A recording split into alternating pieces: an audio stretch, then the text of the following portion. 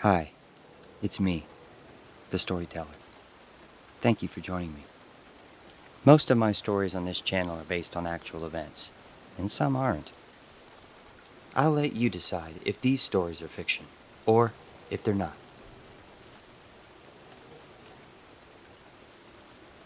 The road wound through pine-stacked hills, like a memory refusing to fade. The RV rumbled over gravel as Neil Marrow eased it down the narrow drive, flanked by trees that pressed close and whispered against the windows. Ahead, the lake emerged like a forgotten mirror, still, silvered, stretching out beneath a sky the color of old ash.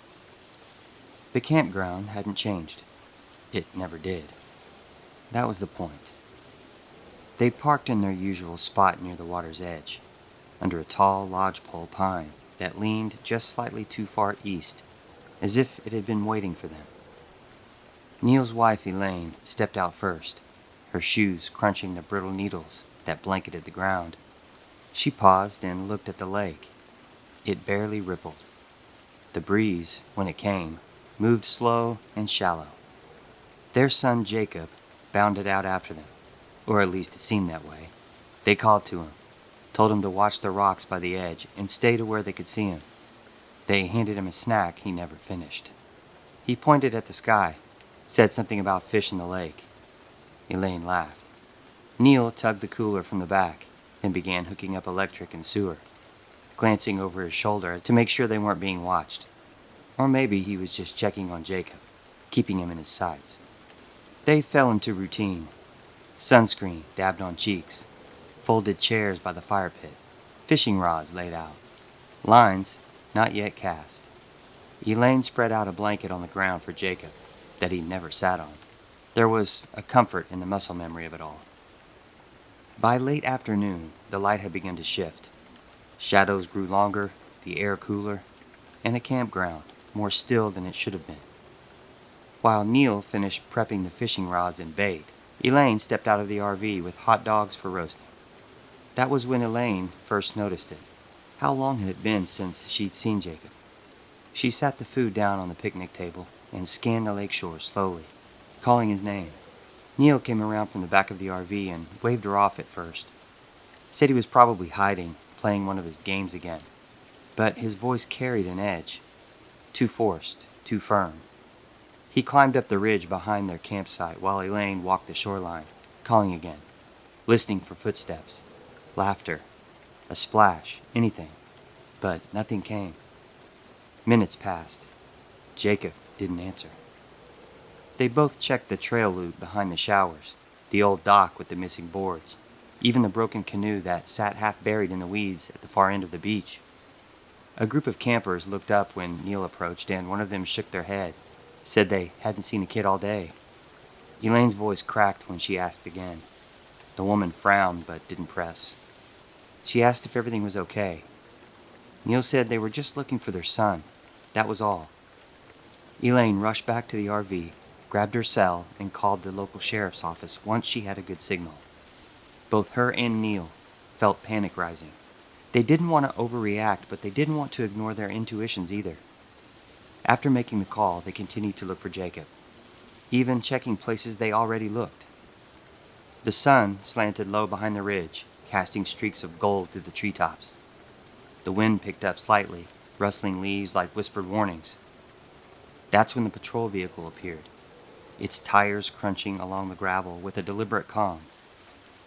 Sheriff Hawkins stepped out slowly, the kind of man who moved like nothing surprised him anymore. He wore the weight of a small-town routine on his shoulders, even though he'd only worked in the county a few years. But there was something watchful behind his eyes. He spoke with measured concern after being flagged down, jotting down names, noting the time Jacob was last seen. Neil did most of the talking. Elaine stood off to the side, arms crossed, eyes still scanning the woods behind the sheriff as if Jacob might still step out of them. Hawkins asked a few quiet questions. When was the last time they'd seen their son? What was he wearing? Did he know the area well? Had anything strange happened earlier that day? The sheriff's tone never suggested panic, but there was a gravity behind the way he studied them, as if trying to gauge something beyond just facts. He took a slow look around the campsite, lingering briefly on the untouched blanket, the snack still sitting on the picnic table, the way the chairs had been positioned to face the lake. He didn't say anything about it, just nodded. He told them he'd get a few more deputies out by nightfall. A search would begin in earnest. No sense in waiting until morning. With night coming fast, every hour counted. Elaine thanked him, but the words came out hollow. Neil had already started pacing again, flashlight in hand, snapping it on before the sun had even disappeared. When other deputies and searchers arrived, they fanned out and scoured the outskirts of the campground. As darkness fell, flashlights cut through the trees, and Jacob's name was repeated all night long. Still, he was nowhere to be found. Morning came without warmth. Pale light filtered through low clouds, casting the lake in dull silver and washing the trees in shades of gray. Elaine hadn't slept. She sat rigid at the edge of the picnic bench, cradling a thermos of coffee that had long since gone cold. Her eyes were puffy, rimmed with red, but dry now, past the point of crying. She hadn't changed clothes, neither had Neil. The search had grown in scale.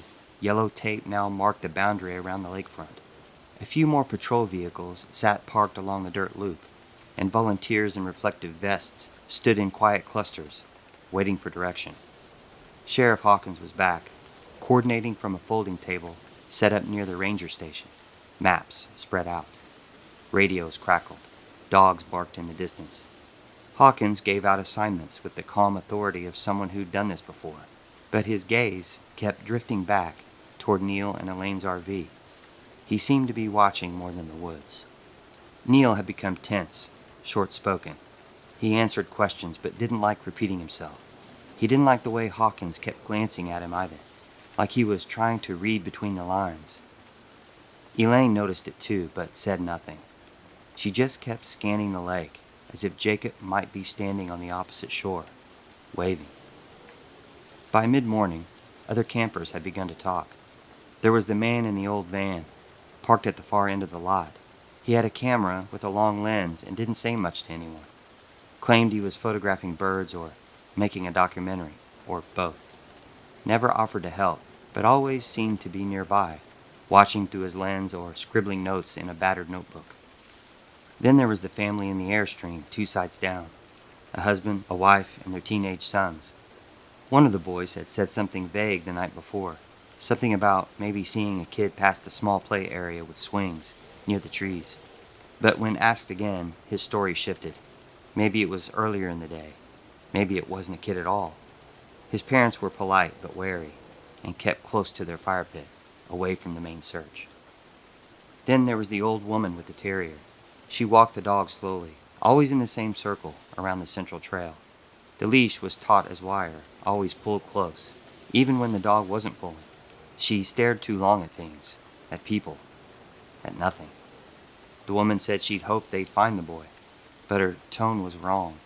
It was too certain, like she already knew they wouldn't. Elaine wandered the perimeter of the site, retracing steps from the day before. Neil had grown increasingly agitated. His frustration wasn't just the lack of answers. It was with Hawkins, with the search volunteers, with Elaine. He accused one deputy of wasting time, accused another of moving too slow. The tension between him and Elaine had frayed into silence. They didn't argue exactly. They just stopped speaking to one another unless it was about Jacob or the search. By noon, strange details had begun to surface. A single sock found just off the trail near the ranger station. Small, blue-striped, and damp, though the ground around it was dry. Neil swore it belonged to Jacob. Elaine wasn't so sure. She didn't remember packing socks like that, or even if Jacob was wearing them. Later, a plastic toy car turned up by the fishing dock. Hawkins held it up. Elaine stared at it blankly, unsure whether it was familiar or not. It looked like something Jacob might have had. Then again, it might not. Her certainty faltered more with each passing hour. Hawkins noticed the hesitation. He didn't press her, just made a note, and told the deputies to keep combing the area. But as the hours crept by, His attention began to shift, quietly, methodically, toward Neil. It wasn't one thing, but a pattern. The short temper, the defensive answers, the way Neil kept his distance from the rest of the search effort, stepping in only to criticize or redirect. He spoke of Jacob with conviction, but there was a stiffness to it, like someone reciting from memory. And Hawkins couldn't help noticing that Neil never seemed to look for too long. Not really. He lingered in familiar areas, returned to the same trailheads again and again, but never ventured far unless prompted. Twice that afternoon, Hawkins spotted him alone, standing near the lake with his back turned to the water. Not searching, just still. At one point, when a deputy asked Neil to retrace his steps from the day before, he hesitated, said he wasn't sure what time he last saw Jacob, then later insisted he remembered exactly. The inconsistencies sat in Hawkins' mind like pebbles in a boot, small, but impossible to ignore. He watched Elaine too, but differently. Her grief seemed raw, chaotic, unguarded. She couldn't focus. She repeated herself. Her eyes kept searching faces, not places. And there was something else, something deeper than shock, a kind of fracture just under the surface, like someone trying to hold the weight of something long buried. When Hawkins returned to his truck later that evening, he paused before opening the door, flipped back through his notes, glanced again at the photo of Jacob they'd given him. The date wasn't listed, no recent school records, no recent medical, not much of anything. He tapped the pencil against the clipboard once, twice, then looked back toward the RV where Elaine now sat alone. The lake behind her looked like a mirror, holding secrets just beneath the glass. That night, the campground lay heavy in silence. A low fog clung to the trees, curling between the pines like smoke. Elaine couldn't sleep.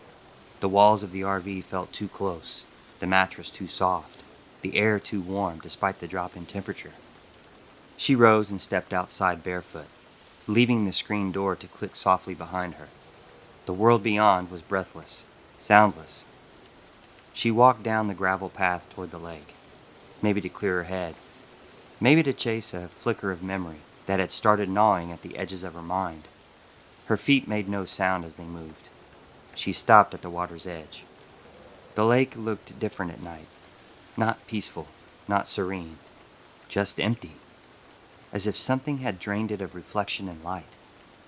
She thought she had heard something behind her, a branch falling, the crunch of leaves, but when she turned, no one was there. The campground was dark. The RVs and tents looked like abandoned husks. Only an ATV next to the ranger station, its engine cold. Her gaze drifted back to the water. Something moved. Not the trees, not behind her, in the lake. A ripple disturbed the glassy surface, spreading outward in slow, uneven rings, like something had just sunk, or risen. She stared, heart slowing. A shape hovered just beneath, blurry and pale, then vanished again, gone before she could make out what it was. Her breath stuttered in her chest. The wind picked up again, and the trees creaked in reply. Jacob was still gone. The rain began sometime before dawn, a soft, persistent tapping on the RV roof that built into a steady drumbeat by morning. The sky hung low and colorless, erasing the tree line. Inside the RV, Elaine moved slowly, gathering laundry that hadn't been worn and dishes that hadn't been used. She opened the medicine cabinet twice before remembering what she was looking for, and even then, forgot to take it with her. Neil sat at the small table with the blinds closed, scrolling endlessly through his phone, the signal going in and out, but his thumb kept moving, as if habit might conjure a connection. By noon they had stopped pretending. There was no more searching, not actively, just waiting, watching. Sheriff Hawkins had returned with a smaller team, no more volunteers, just his own deputies. His tone had cooled, calcified into something firmer, still polite, but clinical now, efficient. At one point, Hawkins stood near the lake with Neil and asked him quietly to walk through the timeline again. Neil's jaw tightened. He asked why that was necessary. Hawkins didn't argue, just nodded and made a note. An hour later, Neil lashed out. It happened near the restrooms, where a young man from one of the red tents, someone they'd seen around but never spoken to, was talking to a deputy about a possible sighting. Neil overheard part of it, misheard most of it, and stormed over, accusing the man of holding something back, of lying, of knowing something. Sheriff Hawkins separated them calmly, but with weight in his voice. Neil apologized eventually, claimed exhaustion, but something lingered in Hawkins' expression after that. Something harder than before. Back inside the RV, Elaine made a call. It took 3 tries for it to go through. She stood near the back window with her phone pressed tight to her ear, her other hand trembling slightly as she picked at the hem of her sleeve. She told her manager where she worked she wouldn't be in on Monday, that something had happened with Jacob, that they were still figuring it out. Her voice was thin, like paper worn soft at the fold. Her boss said something kind, probably, but she couldn't quite absorb the words. Just nodded and said she'd be in touch. Then she hung up and stared out of the back window for a long while, phone still in her hand. Later that afternoon, Elaine found herself still alone in the RV. Neil was outside again, pacing near the lake, half speaking to himself, half listening for something. Hawkins stood nearby but didn't intervene. He was watching again, always watching. Elaine drifted to the drawer where she kept photo albums. She opened one at random. Inside were pictures from previous trips, campfires, fishing poles, the RV parked beneath the same pine trees. Jacob was in all of them, smiling or mid-laugh or asleep in a folding chair. Then she flipped to one with a date in the corner. 6 years ago. She stared at the image, her own hand on the page, her mouth slightly open. The landscape behind them looked exactly the same. The same curve in the shoreline, the same chipped picnic table, even the same dent in the canoe. She blinked, shut the album, and opened another. That one held no recent photos, only those same few summers, repeated again and again. Her throat tightened. Something about it didn't make sense. Outside, a woman from a neighboring campsite passed by and paused. She nodded politely, then hesitated. Said she hadn't realized Elaine and Neil were here alone. Elaine didn't answer, just closed the curtains. By late afternoon, the rain had tapered into a mist that clung to everything. Wet bark, fog-draped ferns, the aluminum siding of the RV. The sky never shifted from its dull pewter gray, as if refusing to acknowledge the passage of time. Neil had grown increasingly erratic. His movements lost rhythm. His words, when spoken, came clipped and bitter. He'd taken to walking laps around the campground perimeter, then circling back toward the lake and muttering under his breath. Elaine watched him from the RV window, her face unreadable. A group of campers gathered beneath a blue tarp near the fire ring. Sparse conversation, hushed tones. One of them was the man with the van and camera gear. He was drying his tripod with a towel, speaking quietly with another hiker who had offered him beef jerky the day before. Neil couldn't hold back his emotions. He didn't hesitate. He stormed across the gravel path, soaked to the knees, his face flushed and wild. Without warning, he tackled the man to the ground, fists flying before anyone could react.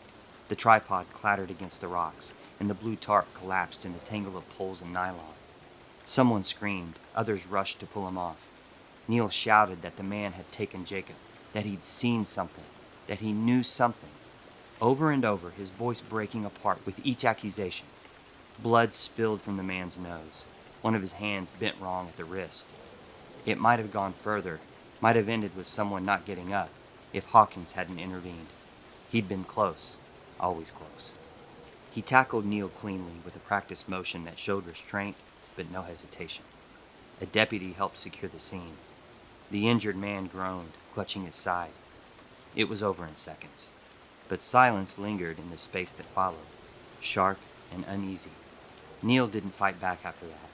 He went limp, almost dazed, breathing like someone who had sprinted too long towards something that wasn't there. Sheriff Hawkins didn't speak right away. He stood above Neil, letting the calm take over. Then he asked everyone to step back. Elaine came running when she saw the crowd. Her shoes slipped in the gravel. She took one look at Neil on the ground, then stared at the sheriff as if expecting an explanation, a rescue, something definitive. What came next wasn't a theory. It was not a suggestion or an idea. It was a file folder, and sealed in a clear plastic bag to keep out the damp. Hawkins held it in both hands. He told him he'd gone back to the station the night before. Couldn't sleep. Something hadn't sat right. The way Jacob's name kept slipping through conversations without weight. The way no one else had seen him. Not once. No child's voice. No footprints. Just the two of them insisting. So he checked. There had been an accident some years ago. A drowning. He opened the folder now, gently, as if afraid of what might slip out. Inside were photographs, a coroner's report, a copy of a death certificate. One photo in particular, 6 years old, showed a boy with sandy blonde hair wearing a blue life vest, smiling wide at the edge of the lake. The date in the bottom corner confirmed it. Elaine stared at it. Her hands trembled, but she took the photo, studied it, then looked up as if the lake itself had shifted beneath her. Neil refused to look, at first.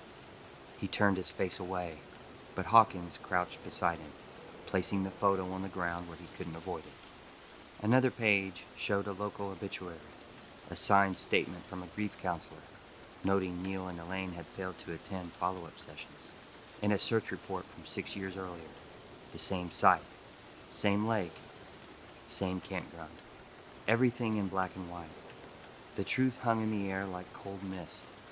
Elaine collapsed to her knees, like her body simply gave up. Neil said nothing. His face was blank, but something behind his eyes had buckled. They had come back every year, camped in the same spot, pretended. And this year, the delusion had shattered under its own weight. Sheriff Hawkins didn't say anything more. He simply stood back and gave them the space they needed to remember what they'd spent 6 years trying to forget. The campground emptied slowly over the following day. Word had spread, though few knew the full story. Some packed early and left without speaking. Others lingered, glancing toward the lake with a new kind of caution. The site where Neil and Elaine had parked remained still for hours after they were gone. Folding chairs left in the drizzle, a cooler still half full. The little tackle box sat open, hooks rusting in the wet. Sheriff Hawkins stood alone near the water's edge, just before dusk. He lit a cigarette, but didn't smoke it, just let it burn between his fingers. Behind him, the sound of boots on gravel marked the arrival of his deputy. The younger man said nothing. He didn't need to. Hawkins just gave a nod and turned back to the water. The RV had been left behind. Neil and Elaine had been taken into town. No cuffs, just silence. Paperwork, statements, maybe someone to talk to. Process didn't have a name for this kind of thing. What they said in the car or after, if they said anything at all, Hawkins didn't know. But they'd left something behind. The photograph, tucked beneath a flat stone at the fire pit. The boy's smile had faded just slightly in the damp, the ink softening at the edges. The lake didn't give anything back. It never had. That much he believed. So he stayed a moment longer until the fog started rising again. Quiet and slow, curling low over the surface like it was trying to cover something up. Then he flicked his cigarette into the water, turned, and walked away.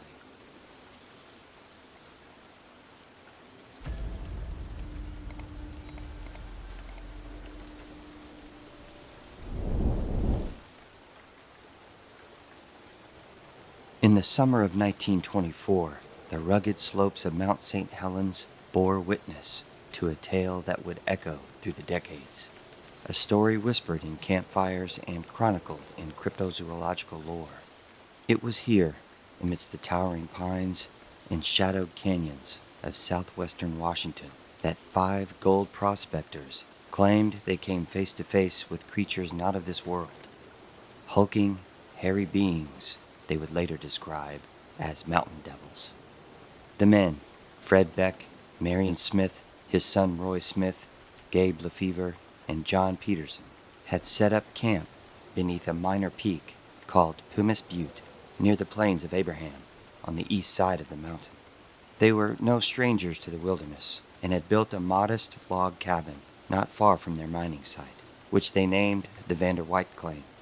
Days were spent panning for gold in the nearby streams, while the nights were supposed to offer the peace of the untamed woods. But for an entire week, something out there shattered that peace. As dusk fell each evening, strange sounds echoed through the forest. Deep rhythmic thumping, like the beating of a giant fist against a chest, reverberated in the darkness. Sometimes the silence was broken by shrill whistles coming from different directions, as if in communication. These eerie calls came like clockwork every night, stirring an unease none of the men dared voice aloud. The woods seemed to breathe with something unseen, watching, waiting. Each morning, fresh tracks were found around the cabin, massive, human-like impressions in the dirt, each nearly 14 inches long and pressed deep into the earth as if made by something impossibly heavy. They trailed through the trees, along the springs, and over the canyons, vanishing as mysteriously as they appeared. The men, hardened by frontier life, began carrying their rifles, even for routine chores. They weren't ready to admit fear, but their actions betrayed them. The mysterious encounters escalated one morning during a routine water run. Fred Beck and Marion Smith had set off with their rifles slung over their shoulders, heading for the spring near the cabin. As they approached, Marion suddenly froze and raised his weapon. Across the spring, about 100 yards away, half shadowed beneath a pine, stood a creature straight from a nightmare. It loomed at nearly 8 feet tall, covered in dark, matted hair, with an eerie humanoid posture. Before Fred could react, the creature slipped behind a tree. Then it peeked out. That single moment snapped Marion into action. He fired 3 shots, bark exploding from the trunk where the creature had just stood. But it vanished into the forest. Moments later, it reappeared almost 200 yards away in a small canyon. Fred raised his rifle and took his shot, but Fred hit nothing. The creature melted into the trees once more and wasn't seen again. Rattled, the men hurried back to the cabin. Once the full group had gathered, they held a quick, urgent discussion. Whatever they had seen, or thought they'd seen, was stalking them. There was a sense among them that they had overstayed their welcome in those woods. They agreed to pack up and leave at daylight, but the mountain had other plans. That final night, as darkness wrapped the canyon in a quiet hush, the men tried to get some rest. Around midnight, the calm shattered. Something slammed against the cabin wall with tremendous force, hard enough to shake the structure and knock chinking loose from between the logs. The debris fell onto Marion, waking him in an instant. The men jumped to their feet, rifles in hand, as heavy footsteps circled the cabin. Through the spaces in the logs, they caught glimpses of large, shadowy figures moving in the darkness. 3 of them, at least. Then came the rocks, thudding against the walls, bouncing off the roof, smashing into the door. The unknown creatures began pounding the cabin with their fists, possibly testing it for weaknesses. The men quickly set up firing positions, aiming through the gaps, but held back from taking a shot, hoping the assault would pass, but it didn't. One of the creatures climbed onto the roof, its weight groaning above their heads as it stomped and jumped, trying to break through. Fred and Marion fired their weapons upward, their rifles cracking through the night. After several shots, the creature leapt down and resumed battering the cabin walls. While Fred and Marion defended the roof and walls, Roy, Gabe, and John braced the door. One of the beings had begun throwing its full weight against it, shaking the frame with every blow. The men reinforced the door using planks ripped from a bunk bed and pressed their shoulders against it, their combined weight barely enough to hold it. Suddenly, a long hairy arm forced its way through a gap in the wall where the chinking had fallen away. Its massive hand grabbed an axe, leaning against the cabin's interior. Fred lunged forward and wrestled the handle, preventing it from being pulled outside. Marion aimed his rifle and fired at the creature's arm. It quickly withdrew with a shriek, leaving the axe behind. The siege raged on for nearly 5 hours. Rocks crashed against the cabin. Fists pounded relentlessly, and the 5 men, exhausted, terrified, but determined, held the line. Only as the first pale light of dawn crept over the horizon did the assault subside. One by one, the creatures retreated into the forest, swallowed by the morning mist. When silence finally fell, the men cautiously unbarred the door and stepped outside, rifles still at the ready. In the distance, near the edge of a steep gorge about 80 yards away, Fred spotted one of the creatures. It stood there, watching them. He raised his rifle, fired 3 times, and one shot struck true. The creature stumbled, then disappeared over the edge of the canyon, falling into the 400-foot chasm below. Without hesitation, the men left the area and headed to Spirit Lake, where Marion reported the incident to a local ranger. From there, they returned to Kelso, Washington, shaken but alive. Word of their ordeal slowly leaked to the press, and soon the story caught fire. Reporters, thrill seekers, and curious hunters descended upon the newly christened Ape Canyon, hoping for a glimpse of the great hairy apes. As the years passed, the story of the Ape Canyon encounter took on a life of its own, mutating into sensational headlines and half-remembered campfire retellings. The legend of Ape Canyon didn't end with the 1924 encounter. In fact, it only deepened. Nearly 30 years later, in 1950, Mount St. Helens once again whispered its secrets through the unexplained disappearance of a man named Jim Carter. Carter, a skilled skier and experienced mountaineer, had set off with a group from the Portland Mountain Club for a weekend excursion near the same treacherous canyons once haunted by Fred Beck and his crew. After posing for a photograph at a lookout point, Carter volunteered to ski down the mountain alone and take a picture of the group as they skied down to Timberline. That was the last time that anyone saw Carter. A search was launched immediately.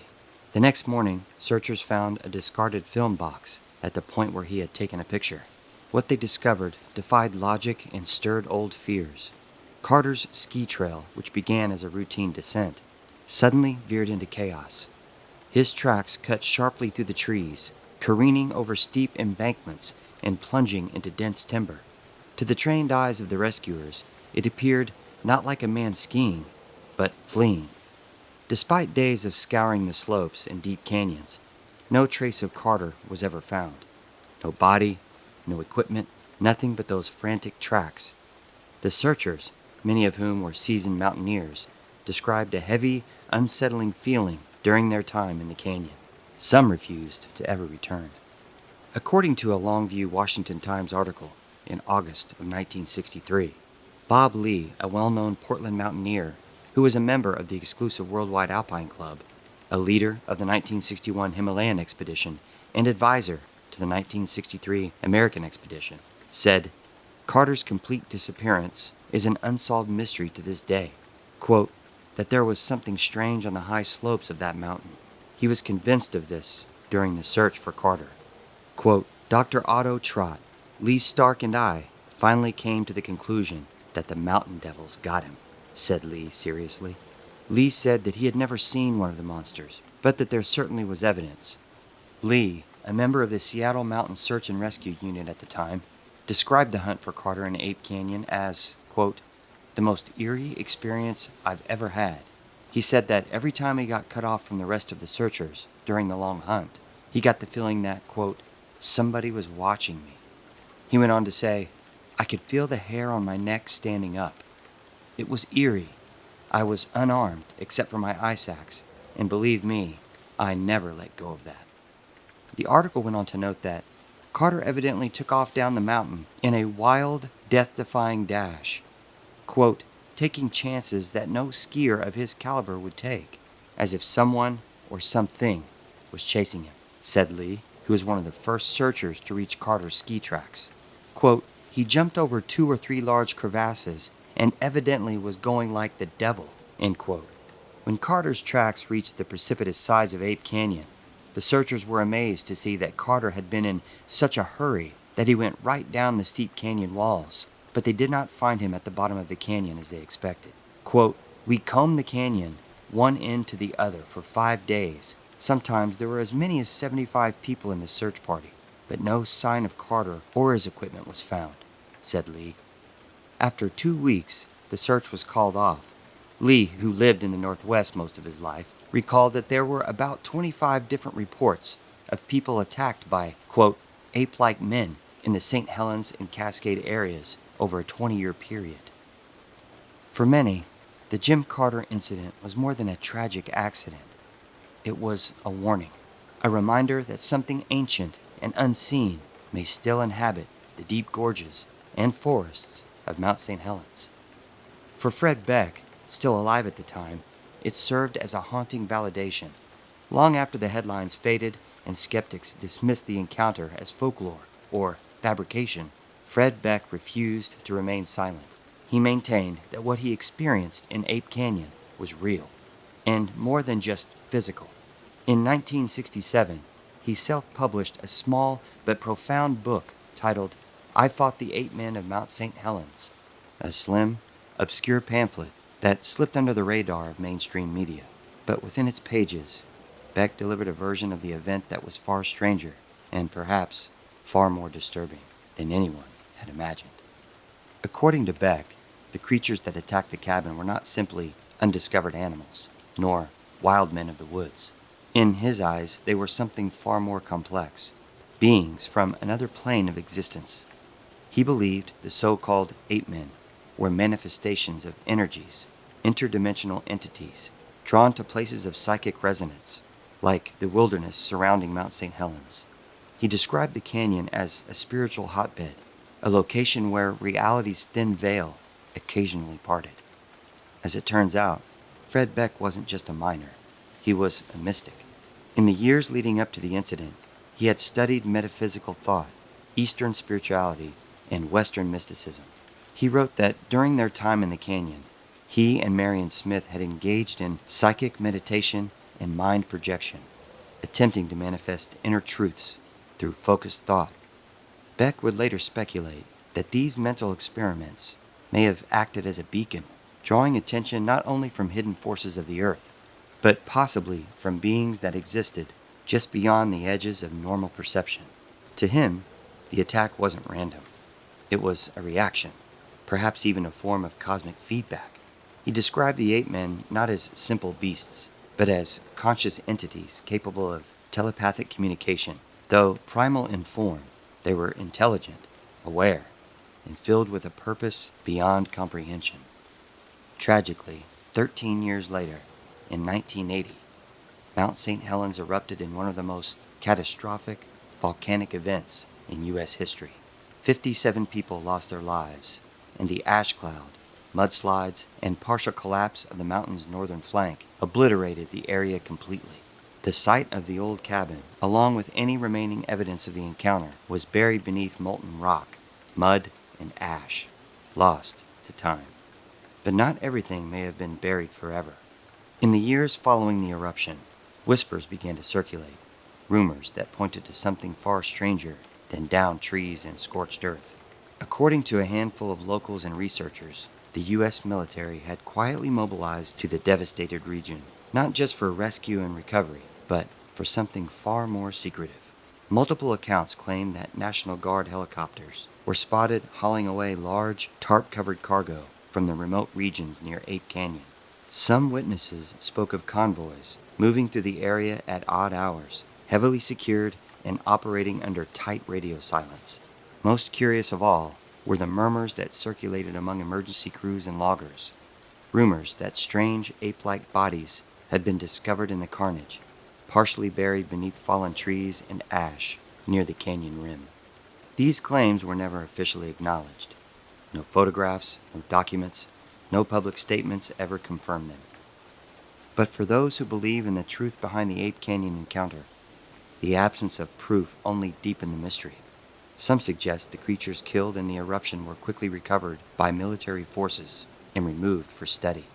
Others claim the government had known about the presence of the beings for years, even before the eruption, but used the opportunity to cover their tracks, literally.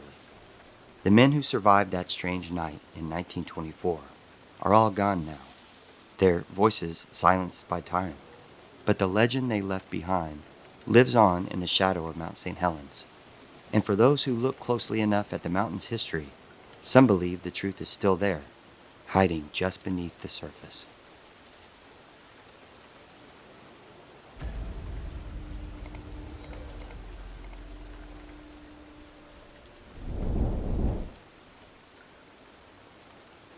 It wasn't unusual for Sarah to be left in charge.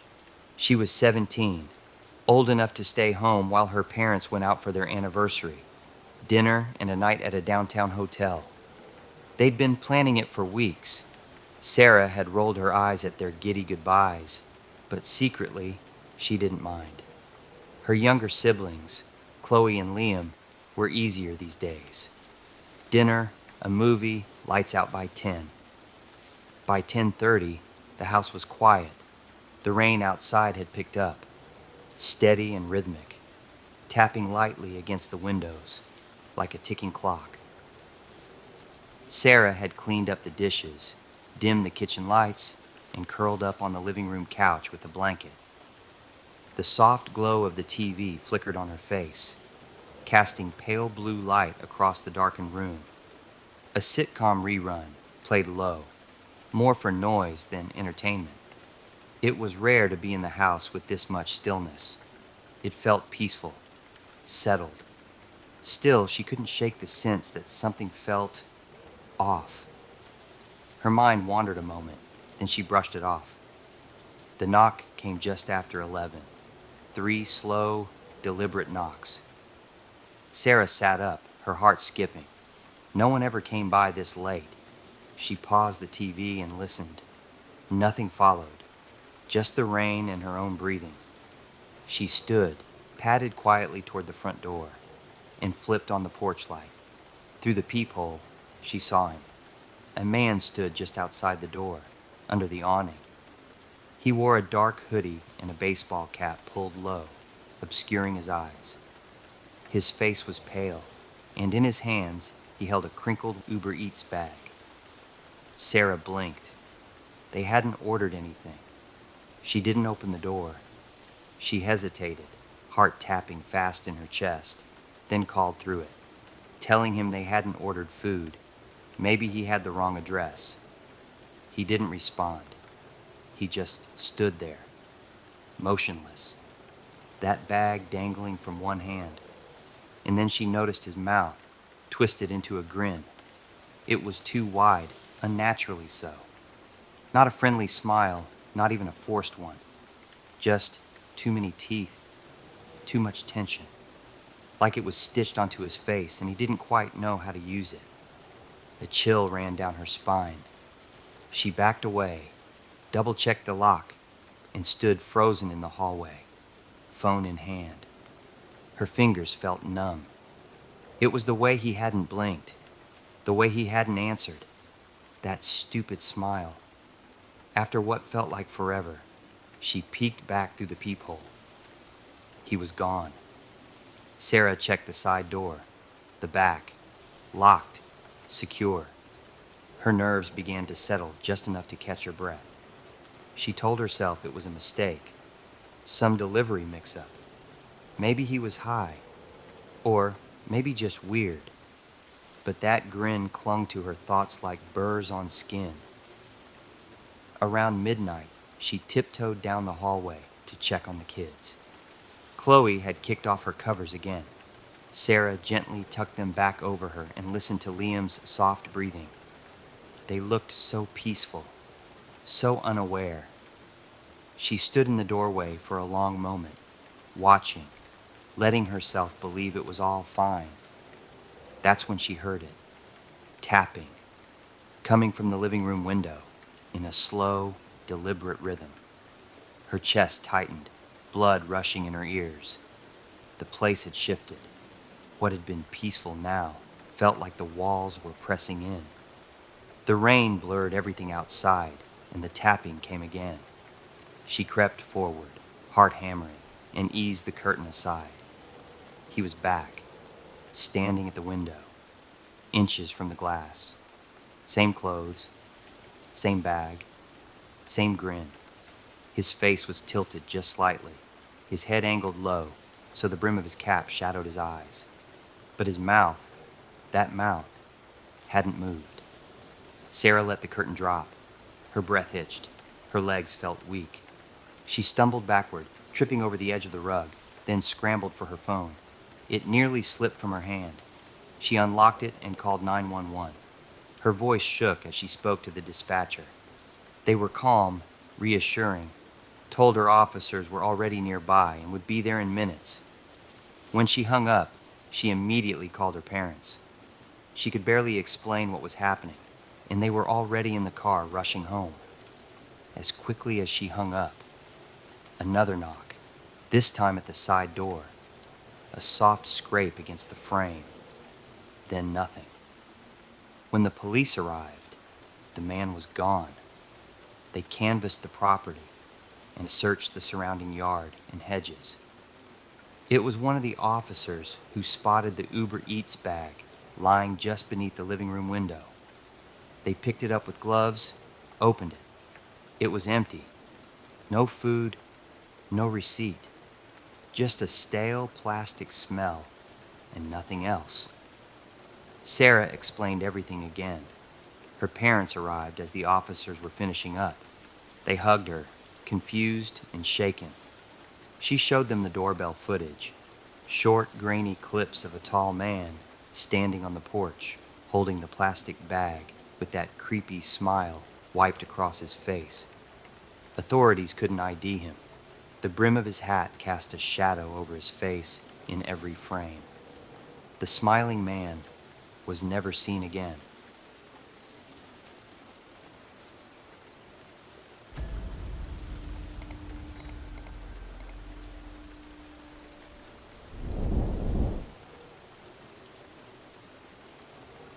On June 21st, 1985, police and emergency cruisers were dispatched to the quiet suburb of Bucks County, near Philadelphia, where reports of children screaming, loud crashing noises, and a single gunshot had taken place. When law enforcement arrived, they discovered a scene that would live permanently in their minds.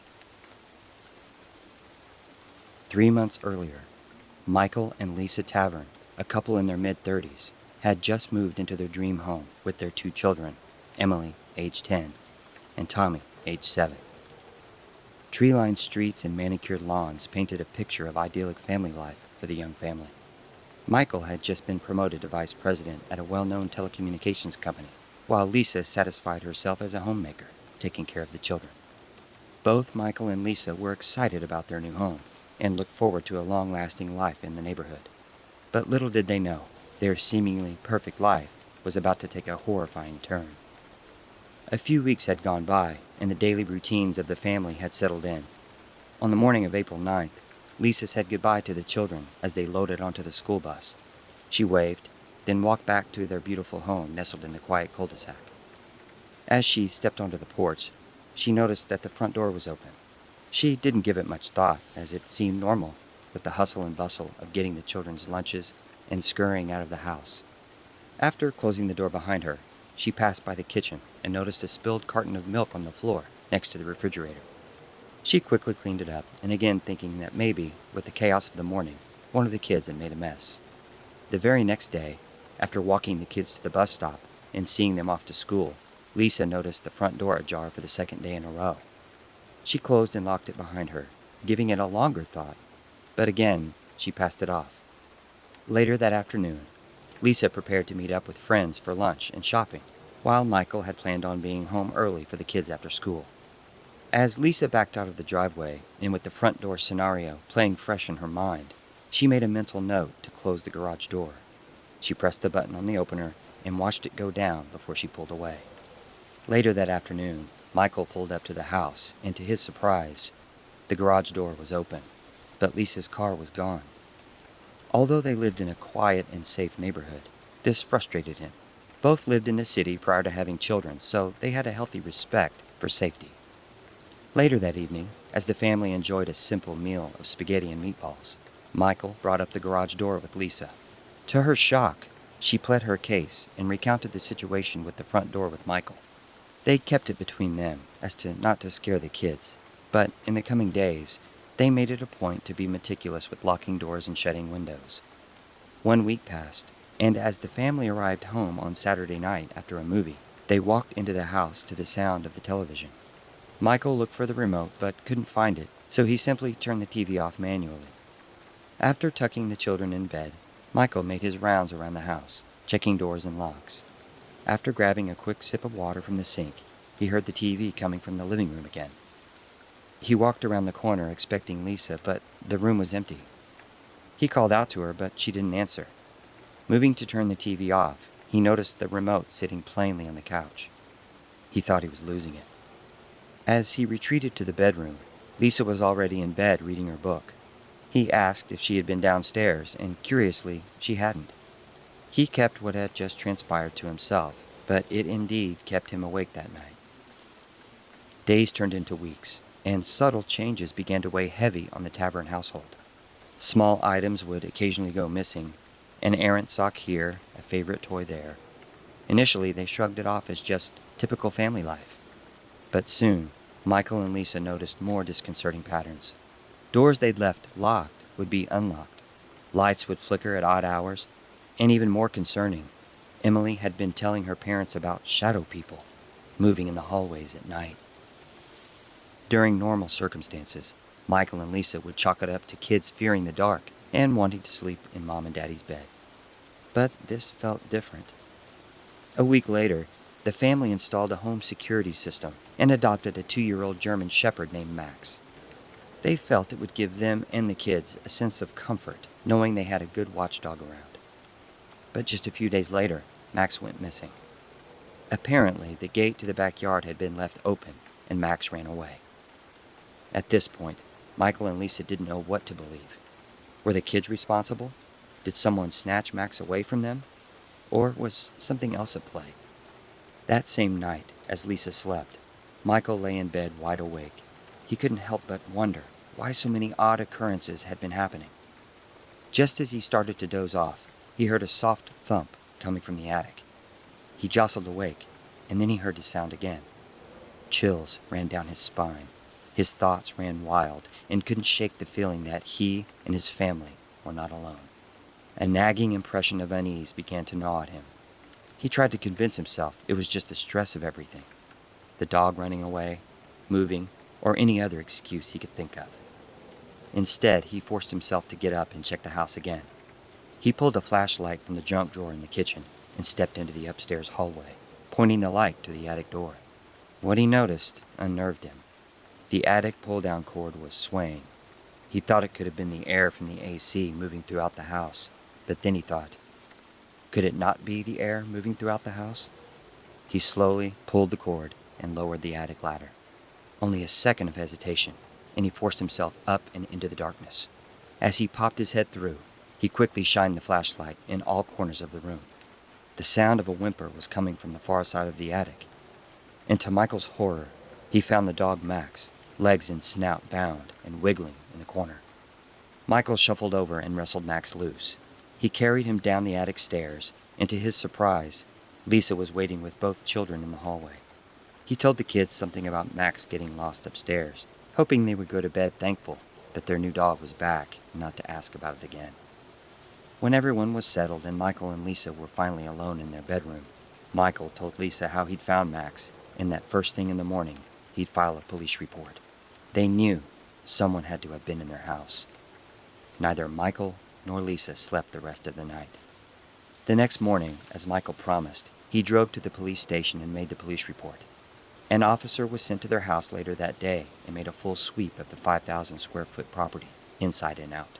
Michael and Lisa were just a few steps behind the officer at every moment, explaining the unusual circumstances leading up to this point. But with no hard evidence, the only advice the officer could give was to call them back in the event something significant happened again. On the following Friday after work, Michael stopped by a local outfitter's store and purchased a .38 special revolver with extra ammunition. He did this without Lisa's knowledge, as she had a disdain for firearms and certainly would not approve of having one in the house with children. However, at this point, Michael needed to feel in control so he could keep his family safe. Days went by. Some were uneventful and others felt uneasy. Max would bark violently at nothing. Tommy and Emily complained about noises in the walls, scratching and shuffling sounds that crept into their dreams. One fateful evening, Michael went for drinks with colleagues after work, so Lisa ordered a pizza for the kids, played a board game, and then tucked them into bed. After cleaning up the kitchen, she poured herself a glass of wine and read a book in the living room. Minutes later, she glimpsed a shadow darting just outside the corner of her eye.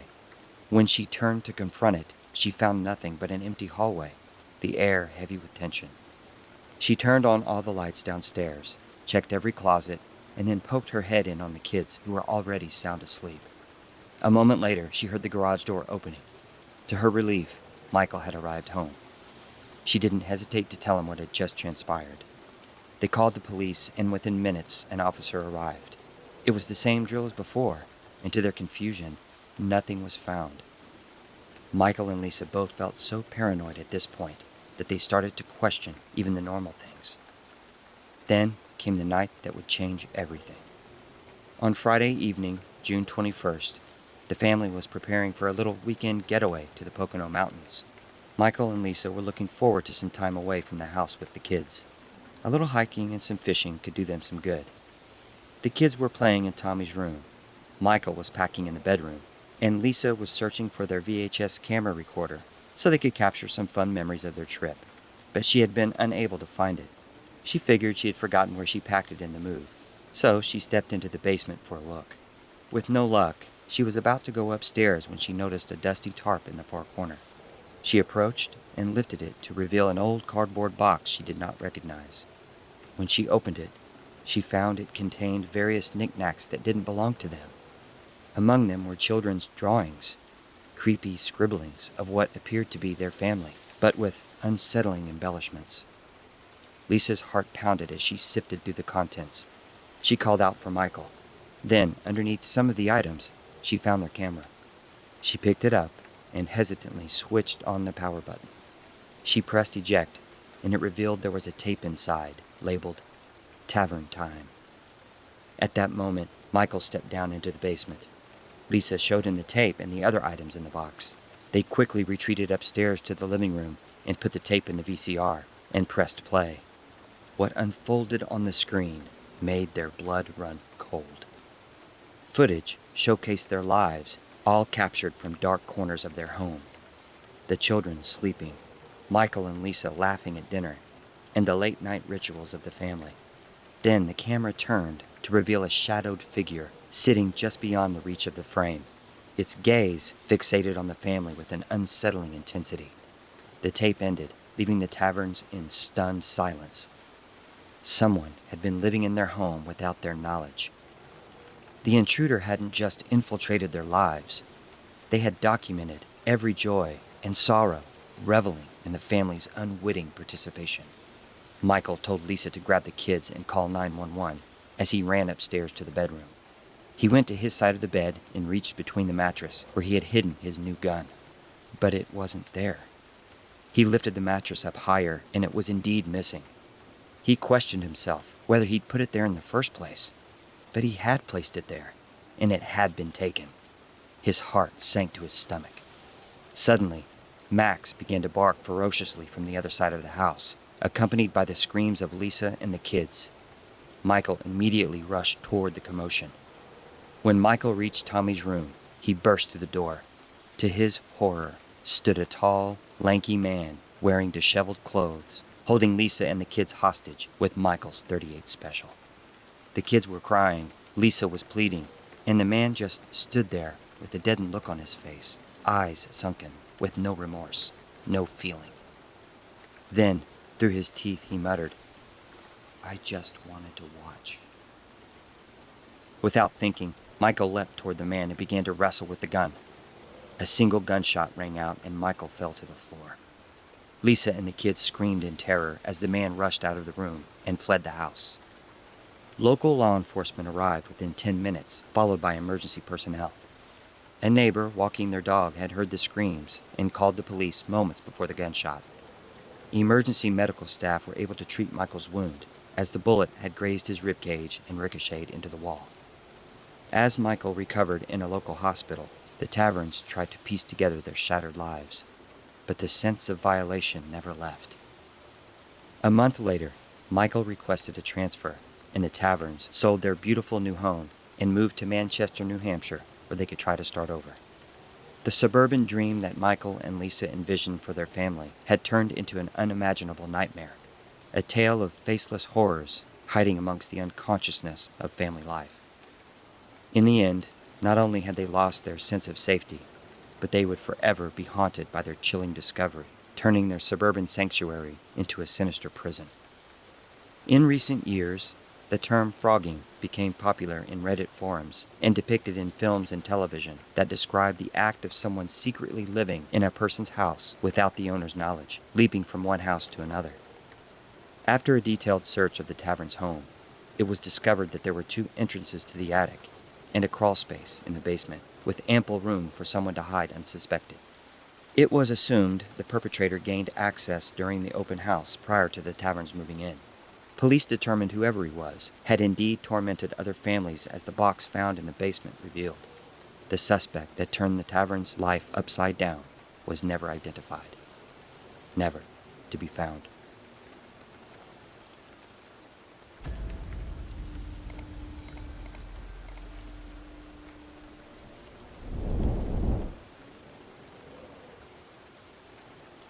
In the heart of North Dakota, where prairie meets water and silence stretches wide beneath endless sky, lies Devil's Lake, a sprawling body of water that gleams beneath the sun and shimmers under moonlight. Tourists come for the fishing, the camping, the serenity. Locals revere it for its beauty, for the sense of quiet that settles over its surface like a veil. But not all is calm beneath that stillness.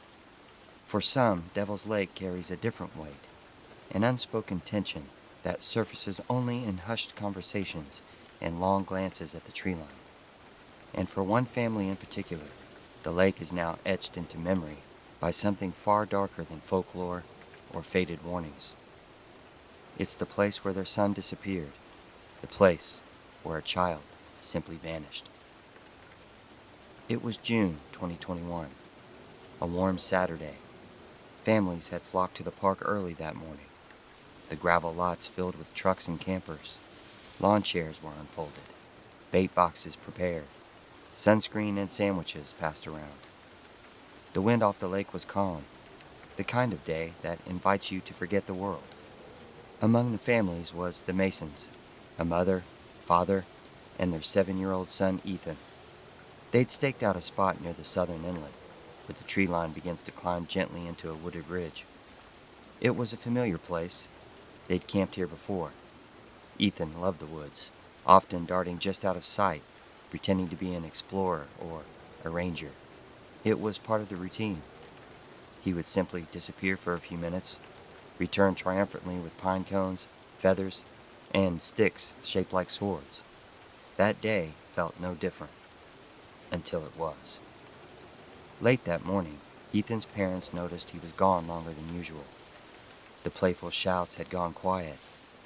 His father called out first, then louder. The mother checked the nearby trail, thinking maybe Ethan had wandered back to the trailer, but each direction held only stillness. No crunching leaves, no running footsteps, no child. Panic settled in with the first unanswered call. Within the hour, park rangers were notified. By afternoon, local search teams had also arrived. Dogs, volunteers, drones, boats. They swept the woods, traced the lake's edge, knocked on camper doors. Helicopters scanned from above, but no trace of Ethan emerged. No clothing and no shoe prints. It was as though the forest had taken him and left no sign it ever had. The official search continued for over a week. Press conferences were held, flyers went up. Locals brought food to volunteers, and vigils were lit each night. The community rallied, as small towns do when tragedy strikes. But beneath the organized chaos of a missing person case, something else was stirring. Quietly at first. Whispers.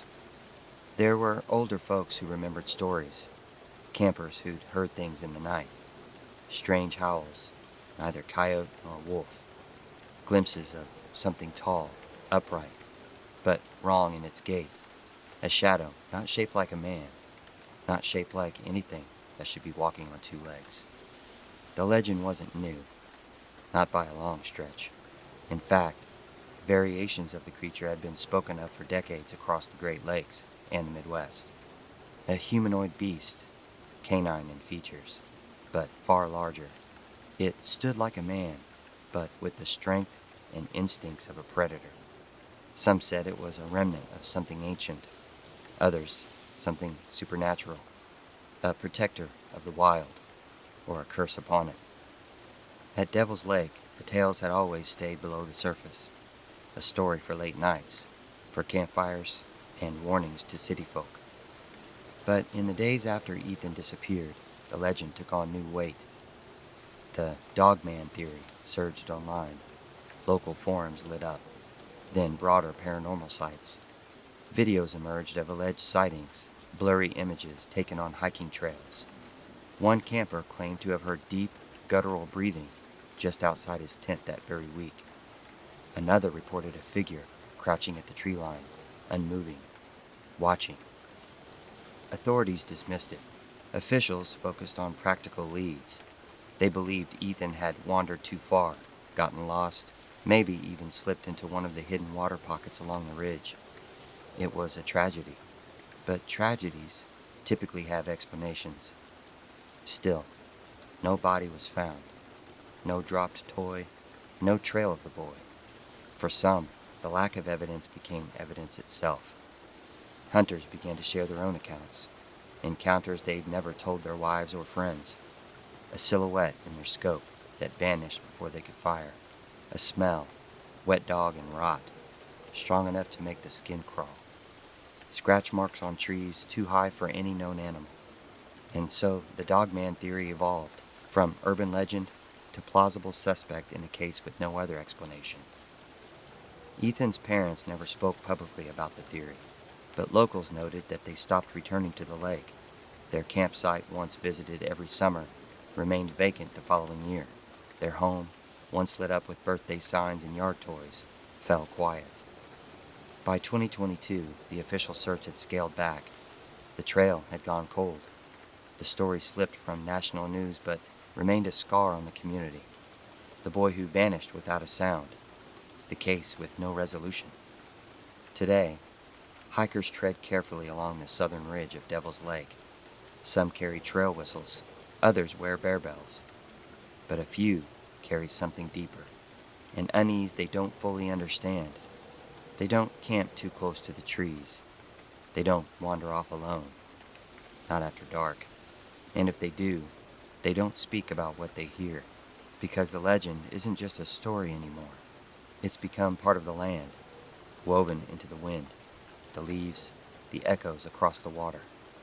And until Ethan is found, Devil's Lake will never feel the same. Whether the Dogman is real or not no longer matters. What matters is that a child vanished, and the forest didn't give him back.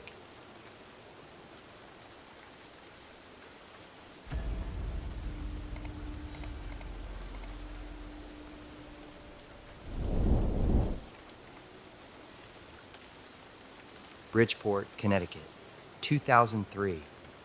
Before the Crescent View apartment complex collapsed in on itself, figuratively and eventually literally, it was just another forgotten brick husk along the edge of Seaview Avenue. 6 floors, 34 units, and a hallway that smelled like mold, wet dog, and pipe tobacco, depending on the hour. For Mark Avery, it was supposed to be temporary. Just 3 months covering for the regular super while he recovered from surgery. A paycheck, a place to stay, and a few broken fixtures to deal with. But the building had other ideas. From the start, something felt off. Tenants moved like ghosts, quiet, watchful, never meeting the eye. No one said hello. No one asked questions. And one by one, they warned Mark Avery the same way. Don't bother apartment 3E. Keep the keys on your ring, but never use them. He assumed it was superstition. Every place had its quirks. A drafty stairwell, a leaky ceiling, a tenant with too many cats. But 3E wasn't about smell or noise. It was about presence. The kind that settled deep in the chest and didn't move. The man who lived there never spoke. He simply sat, every day without fail, on the tiny wrought iron balcony that overlooked the empty lot across the street. Always in the same brown cardigan, in the same pale slacks, back straight, hands folded, and a smile stretched too wide across his face. Not a neighborly smile, not even human, just teeth, visible, rigid, permanent, as if the skin might tear if he blinked the wrong way. Most evenings, Mark would see him while locking up the side entrance or walking out for groceries. The balcony lights never turned on, but he could see that grin, lit faintly by the flicker of a street lamp, unmoving, untouched by wind or cold. Even in the rain, the man remained outside, eyes half-lidded and locked forward. The man never left the chair. At first, it was easy enough to ignore. Mark told himself the guy was harmless. Strange, sure, but not dangerous. Maybe mentally ill. Maybe one of those silent war veterans who'd been left alone too long. And yet, there was something else. Something that made the air bend when you got too close to that door. Something that made the third-floor hallway feel longer than the others. The man was always smiling, but he never blinked. One night, after unclogging a sink in 4D, Mark looked down over the stairwell railing and spotted the man again, still outside, still staring. But something had shifted. The curtain inside the apartment blew gently behind him. No lights were on inside, and the man's reflection, cast dimly in the balcony's glass door, didn't match his posture. That was the first time it occurred to Mark. Maybe the man wasn't really sitting there. By the end of the second week, tenants started leaving. A woman on 5B packed up in the middle of the night. 2 others moved out with barely a word. One of them left their furniture behind entirely. When Mark asked the landlord if that was normal, the man just shrugged and muttered that turnover in a building like this was always high. Then came the laughter. At first, it was easy to dismiss. Thin, dry chuckling echoing faintly through the vents at night. Probably the neighbor's TV. Probably someone on the floor below. But it kept happening. Always the same sound. Always between 2 and 4 a.m. It would start as a low hum, just breath, and then rise into something higher. Too long to be human. Too layered to be a single voice. One tenant tried to confront the man. A young guy, college-aged, who lived down the hall.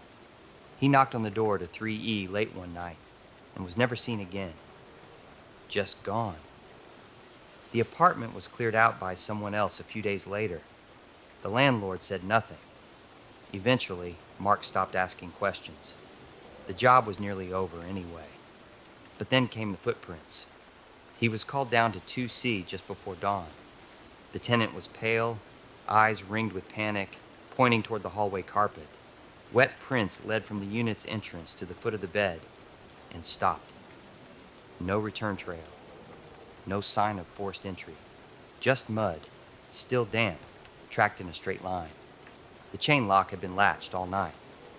Mark checked the windows, the vents, even the fire escape. Nothing. But the prints were unmistakable. Too large for the tenant's feet. Too deep. The kind of depth made by someone heavy.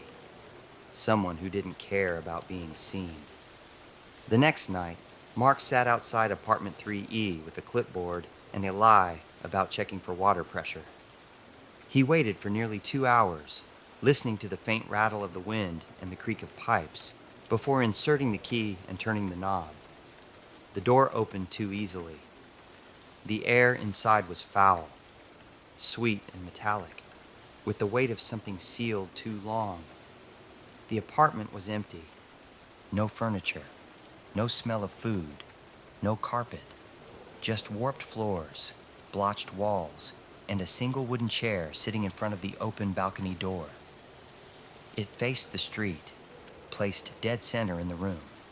There were grooves in the floorboards beneath it, like the legs had been there a very long time. The rest of the unit was hollow. Cabinets with no shelves, a bathroom mirror stained dark, no dishes, No photos, no toothbrush, not even a bed. In the bedroom, the closet door hung open. Something about it felt wrong. The shadows beneath it were too deep. The angles didn't match the walls.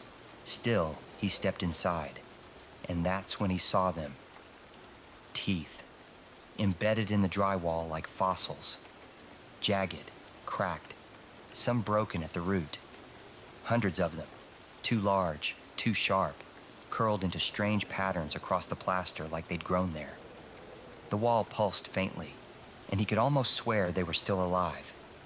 No blood, just enamel and empty gum lines, dried and waiting.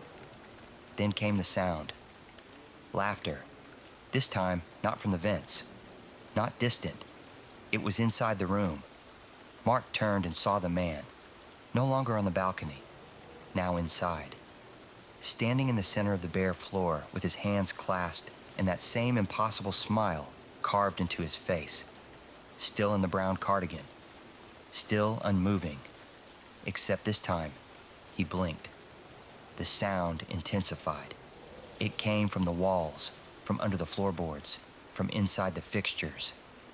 It wasn't a voice. It was hundreds, each overlapping, each whispering something different. Words and languages Mark didn't recognize. Names, maybe, or warnings. He didn't wait to hear more. He ran, not for the door, but for the balcony. The glass should have broken. Instead, it rippled, like liquid. He fell forward and landed in the street, not 3 stories down, just 1 step. The pavement met his feet like he'd stepped off a curb. Across the street, he looked up. The man was still there, perched on the balcony, just as before, grinning. The next morning, he left his keys on the front desk and drove back to his mother's house. He told no one, not the landlord, not the tenants, not his replacement. The nightmares came in waves, laughter behind doors, walls that shifted, faces pressed against glass. Always the smile. He tried to bury it, tried to let the memory dissolve like a bad dream. But weeks later, a newspaper clipping landed in his lap. Crescent View Apartments condemned due to interior collapse. A structural failure, the article said. No injuries, no fatalities. The city planned to demolish the rest. Still, that night, he felt watched. The smile returned behind his eyelids. The scent of old wood and copper clung to the corners of his room.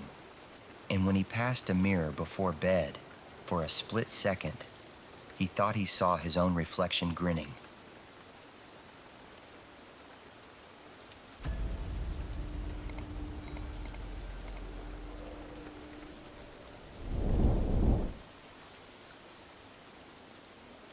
Ozark, Missouri had a way of folding into itself once autumn arrived.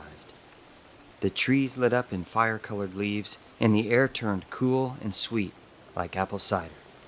The town's rhythm slowed just enough to notice the crunch of leaves underfoot, the smell of distant bonfires, and the way headlights shimmered against low-hanging fog.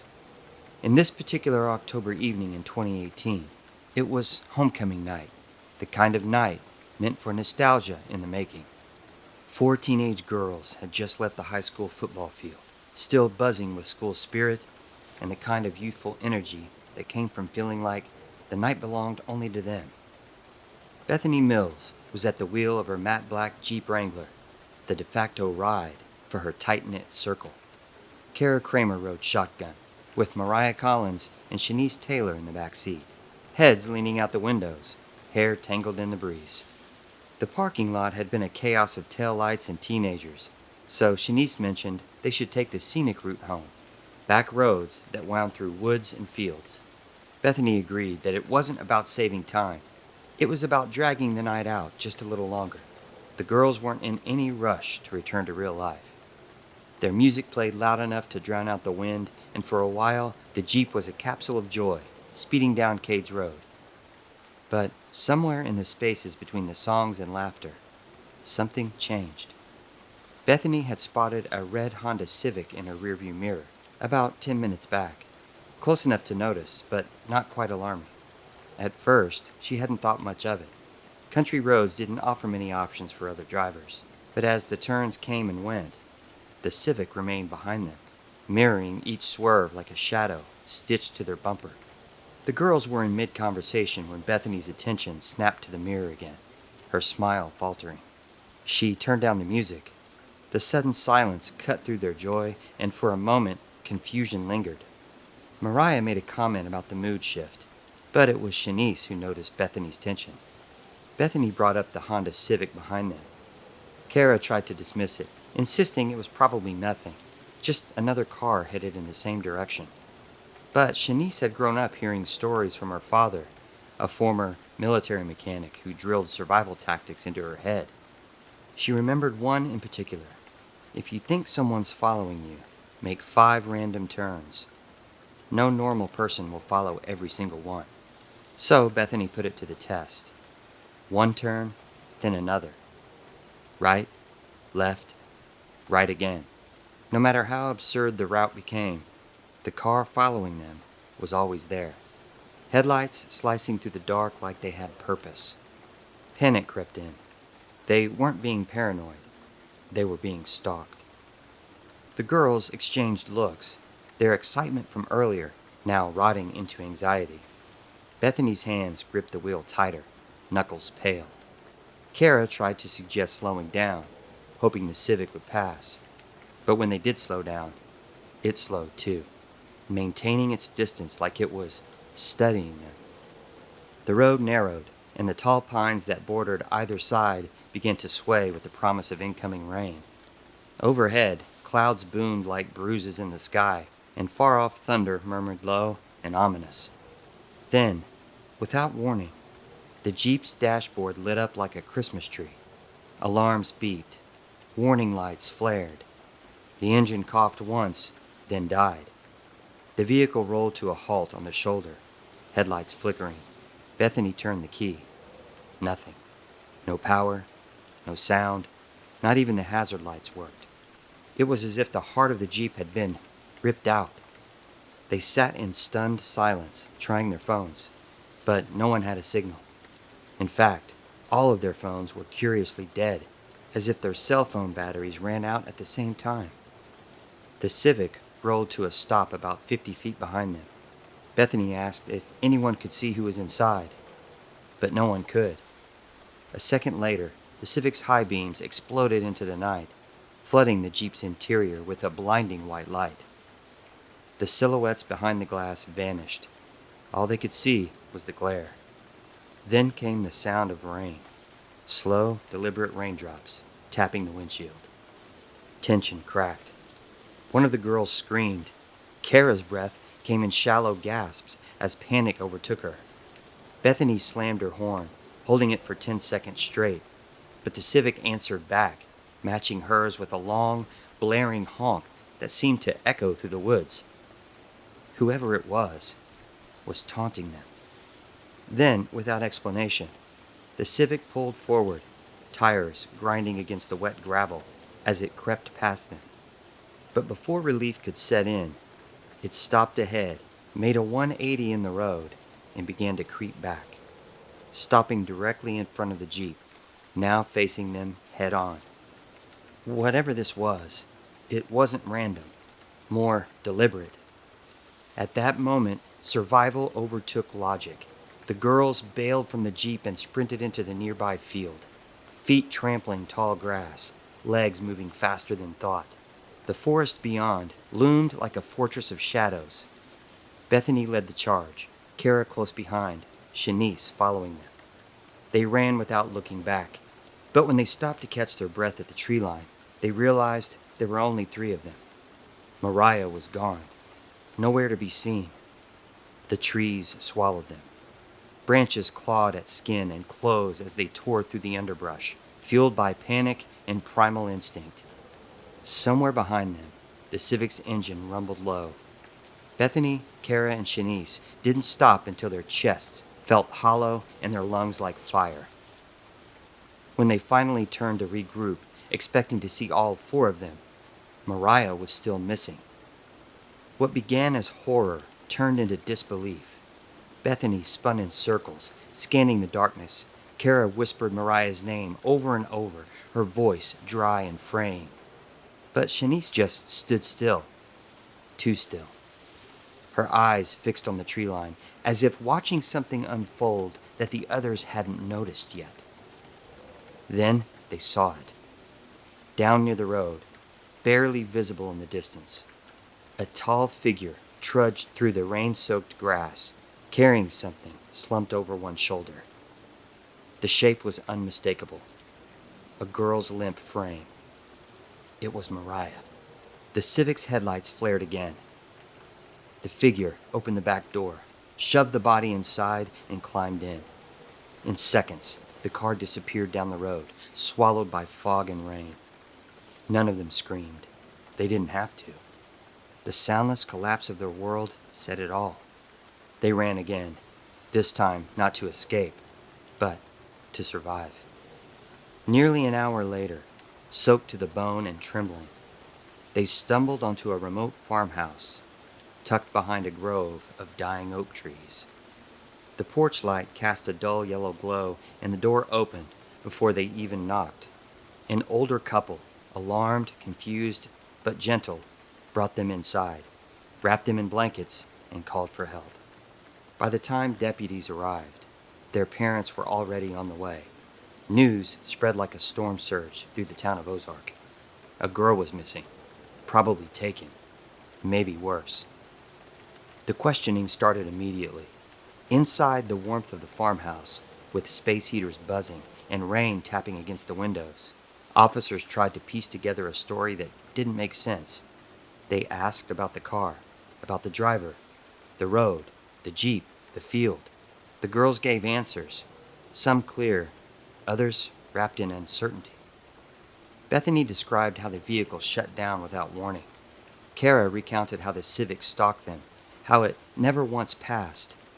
And Shanice, she played her part with quiet composure, nodding at the right moments, giving nothing away. She stayed close to Bethany's side, her tone calm but careful, almost too careful. If anyone noticed the slight delay before she spoke, the way her gaze flinched when they mentioned Mariah, they didn't say anything. Investigators towed the Jeep out the next morning. The engine was cold. Systems were unresponsive. The battery was intact, the fuel clean. Nothing made sense. Then the forensic team noted something unusual, a strange metallic scorch pattern along the vehicle's frame, like an electrical burn. It didn't match any known failure modes, and it hadn't originated from inside the Jeep. Later, a technical analyst with military experience was called in. He examined the damage and quietly suggested something few were ready to believe: an electromagnetic pulse, EMP. A military-grade EMP could kill an engine mid-drive, destroy a phone's ability to call out, even knock out modern electronics within a 2-block radius. But where would a civilian get access to something like that? The suggestion hovered like smoke in a sealed room. No one could prove it, but no one could rule it out either. By the end of the week, the missing persons case had gone national. Mariah's face smiled from flyers stapled to telephone poles, bus stops, and gas station windows. Candlelight vigils were held at the football field, where she had spent time with her friends just hours before her disappearance. Social media feeds flooded with prayers, sightings, and conspiracies. Still, there was no trace of the red Honda Civic. CCTV surveillance footage from nearby intersections turned up nothing. No license plate numbers, no witnesses. It was as if the car had never existed. Yet Bethany and Kara remained adamant. They'd seen it. They'd watched it all happen. And so had Shanice. But as time passed, small things began to gnaw at Bethany. The night after the incident, she had trouble sleeping. Her mind kept circling one detail: how calm Shanice had been when everything went wrong. How quick she was to suggest the turn test. How she had said nothing when they lost Mariah. Bethany remembered thinking at the time that maybe she was in shock. But the more she replayed that night in her mind, the more it didn't sit right. There was also the issue of Shanice's phone. When police returned the girl's belongings, Shanice's device had been completely wiped. No messages, no call logs, not even browser history. She'd claimed water damage erased everything, but Bethany had seen her clutching it protectively in the field. It hadn't been wet. It had been working earlier at the football game. They took selfies and everything. Bethany told Kara her suspicions. At first, Kara refused to believe it. Shanice had been their friend since elementary school. She would never. But then came the voicemail. A week after the incident, Mariah's mother received a call from a blocked number. She thought it was just a spam risk, but they did leave a message. She played it back. No one spoke on the line. It was just faint static, like a bad radio signal.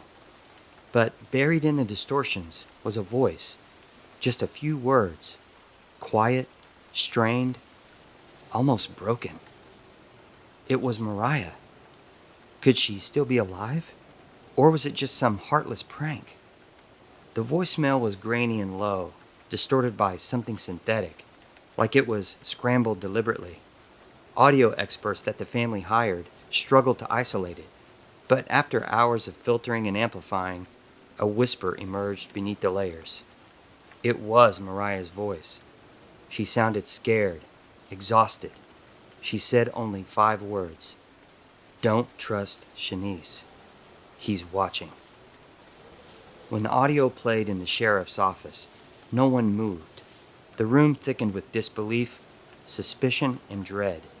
That single sentence cracked open a fault line beneath the investigation, one that had been quietly ignored until now. The officers called Bethany and Kara in for a second round of interviews. This time, the questions were tighter, focused, and personal. How long had Shanice known Mariah? Were they close? Had there ever been any tension? Bethany and Kara exchanged glances. They admitted what they had heard in the past. Shanice occasionally talked about how Mariah always seemed to be at the center of everything.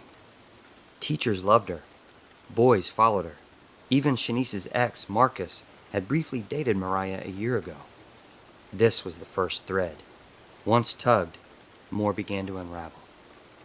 The law enforcement tech unit subpoenaed metadata from Shanice's school laptop. At first glance, her device looked clean, a little too clean. No homework assignments, social media, no emails, no browsing history. But forensic recovery tools don't need permission. They dug deeper. What they found was a rabbit hole no one expected. Weeks before the disappearance, Shanice had visited multiple anonymous message boards and private servers hosted on the dark web. The logs pointed to encrypted chats on black market forums, frequented by fringe hackers, mercenaries for hire, and ex-military operatives. One username, Daggerfall, kept appearing in the threads. Conversations between Shanice and this user discussed obscure technologies, signal scramblers, cellular jammers, and most disturbingly, portable EMP emitters, devices capable of disabling vehicles and communications, illegal in all 50 states, traceable to no one.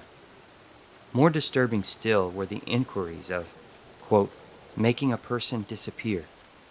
The conversations were short, calculated, but one stood out, sent just a week before homecoming. The date is set. I'll make sure she's alone. Bethany couldn't breathe when she heard the truth. Shanice had set them up. Not just Bethany or Kara, but Mariah. Specifically her. The night of the football game, Shanice had insisted they all ride together. She had also suggested the back roads, and casually mentioned stretching out the night, as if it were her idea all along. And when the mysterious car appeared, she never panicked. Bethany remembered the look on her face during the chase. No terror, no confusion, something else. It seemed to be control. The town of Ozark braced for any new updates. Within 48 hours, the FBI was called in. Armed with the metadata, chat logs, and Mariah's voicemail, They obtained a warrant and stormed Shanice's house in the early hours of the morning. Her bedroom was minimal, spotless, but inside a hollowed-out section of her closet floor, agents discovered a locked metal briefcase containing a prepaid burner phone and a laminated map of Christian County with a red X marked on a rural property north of Springfield.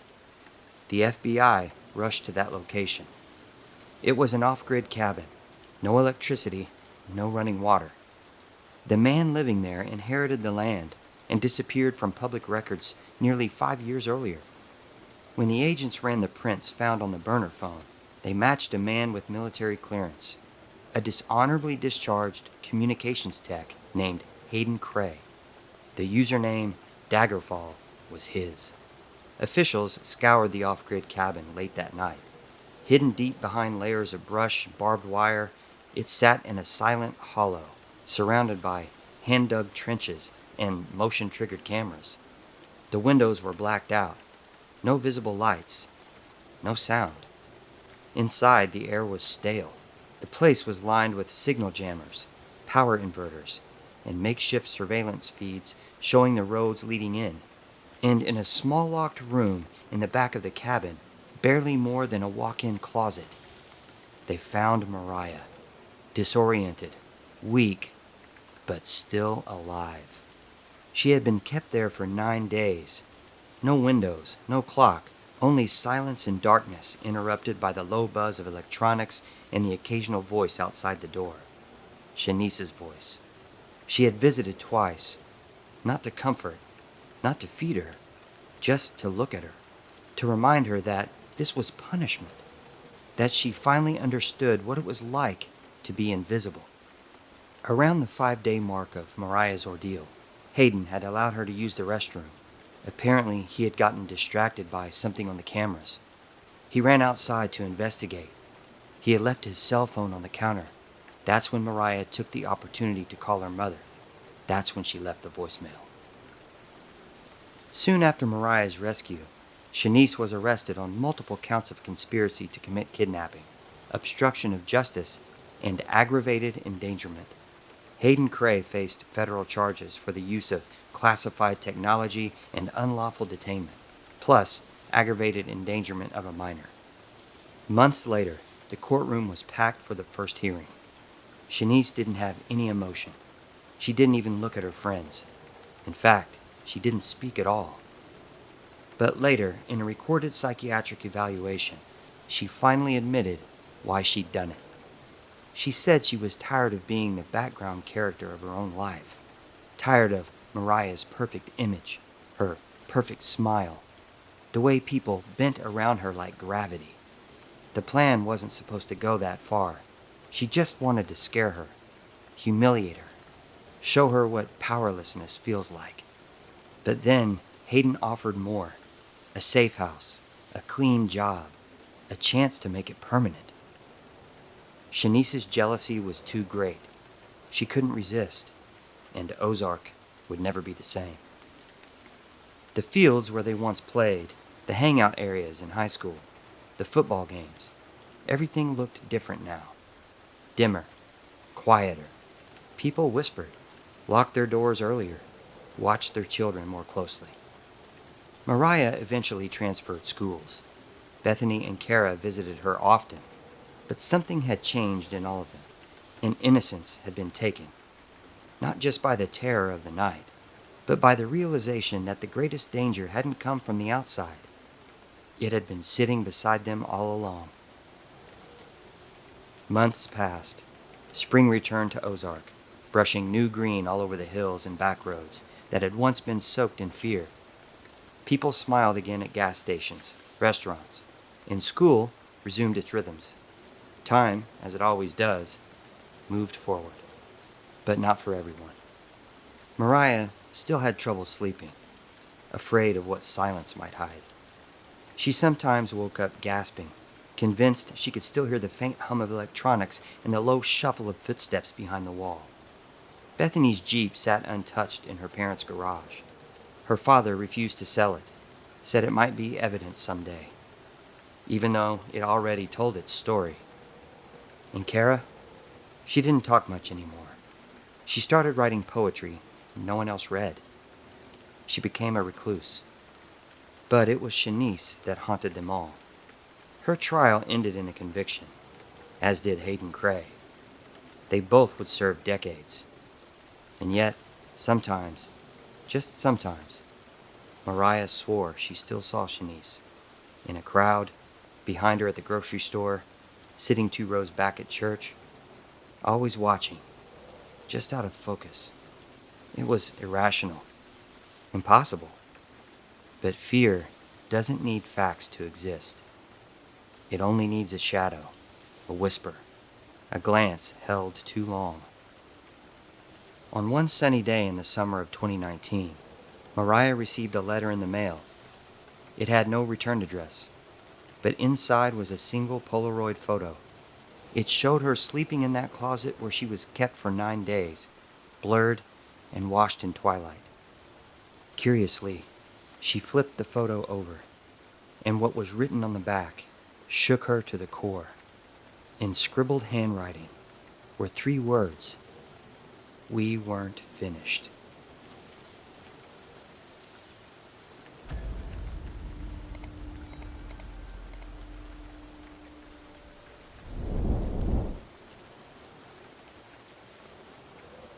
There are places on the map where no one goes, not because they're forbidden, but because the silence around them has never been broken.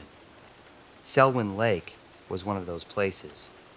Mark Leland had been obsessed with it long before the expedition began. Selwyn sat on the edge of nowhere, straddling the border of Saskatchewan in the Northwest Territories, surrounded by boreal forest and reachable only by floatplane. No permanent structures, no road access, no recorded fishing trips, despite its size. It appeared in satellite imagery like a forgotten fingerprint pressed into the spine of the continent, rimmed by dense pine and the quiet threat of isolation. The film crew arrived on a Tuesday evening in early September, with the sky bruised and low. The float plane dropped them at the southern inlet, its engine fading into the distance as if reluctant to linger. There were only 3 of them. Mark, a wilderness documentarian known for chasing what others dismissed. Omar Reyes, a pragmatic biologist brought along to lend scientific credibility. And Tasha Kim, their sound engineer, whose quiet focus often made her seem like a satellite of her own. The lake greeted them with perfect stillness. The water lay flat and dark, disturbed only by the plane's wake as it retreated. The air smelled of wet pine and something older, earthbound and preserved. No birds called, no insects stirred. The trees stood motionless, thick and unbending. They set up camp on a gentle rise above the shoreline and spent the first 2 days filming scenery, exploring tree lines, and casting lines into empty water. The fish, like everything else, stayed hidden. It was the 3rd day when they found the footprints. Near the northeastern finger of the lake, where the spruce forest thinned and the soil turned soft with moss and peat, a trail of impressions appeared in a perfectly straight line. Each print was deep, bare, and unmistakably human-shaped, but grossly oversized. Over 15 inches long, with clearly defined toes and a wide arch. The trail crossed a half-rotted black spruce that had fallen across the forest floor, nearly 7 feet in diameter. The prints did not step onto the log or move around it. They simply continued, one before, one after, suggesting that whatever made them had cleared it in a single stride. The moss was torn, but not scattered. The weight distribution in each step was consistent. There were no claw marks, no dragging. Omar had theories about bears, about double prints, about misidentification, but none held up to measurement. The stride length alone, nearly 4.5 feet, defied logic. It was neither hoax nor mistake. Something large had passed through there, something upright. Tasha remained quiet as they studied the trail. She set up her field microphones that evening with a steady efficiency, placing 2 omnidirectional mics on tripods just beyond the clearing. She calibrated their sensitivity and left them powered on through the night, hoping to catch ambient noise, maybe distant wildlife, maybe something else. By the next morning, day 4, Tasha was gone. Her tent remained zipped, her boots neatly inside, her parka too untouched. One of the microphones had been knocked over, its casing cracked and half buried in soft earth. The other was missing altogether. The men searched for hours. The shoreline, the shallow woods, the boggy perimeter of the inlet. Her name echoed into the trees, but nothing came back. The air remained heavy and still, as if sound itself had been swallowed. That night, they sat by the fire with their backs to each other. Around midnight, the silence broke, first by a low, pulsing whoop far out beyond the tree line. It rose in pitch, then dropped abruptly, like a long exhale through a hollow throat. The sound had weight. It vibrated the air in their lungs and the soil beneath their boots. Then came silence again, thicker now, as if in anticipation. The following morning, day 5, they searched again. Slower this time. There was no sign of struggle, no hint of a trail. But they noticed something new, a scent that hadn't been there before. Musky and sharp, like wet dog and decaying cedar. It clung to the underbrush near the perimeter of camp and vanished just as quickly as it arrived. By late afternoon, with the sky beginning to churn overhead, they triggered the emergency beacon. The float plane arrived the next morning, Sunday, day 6. The pilot, an older man with eyes that didn't linger, said little as he loaded the gear. When asked about the area, he avoided the question with practiced silence. His posture changed subtly when they mentioned the footprints, the recordings, and Tasha's disappearance. He did not ask what they had seen. He did not ask if they were sure. But his unease settled in the space between his words. It was the kind of quiet that came from experience, not ignorance. They returned to the States, shaken and incomplete.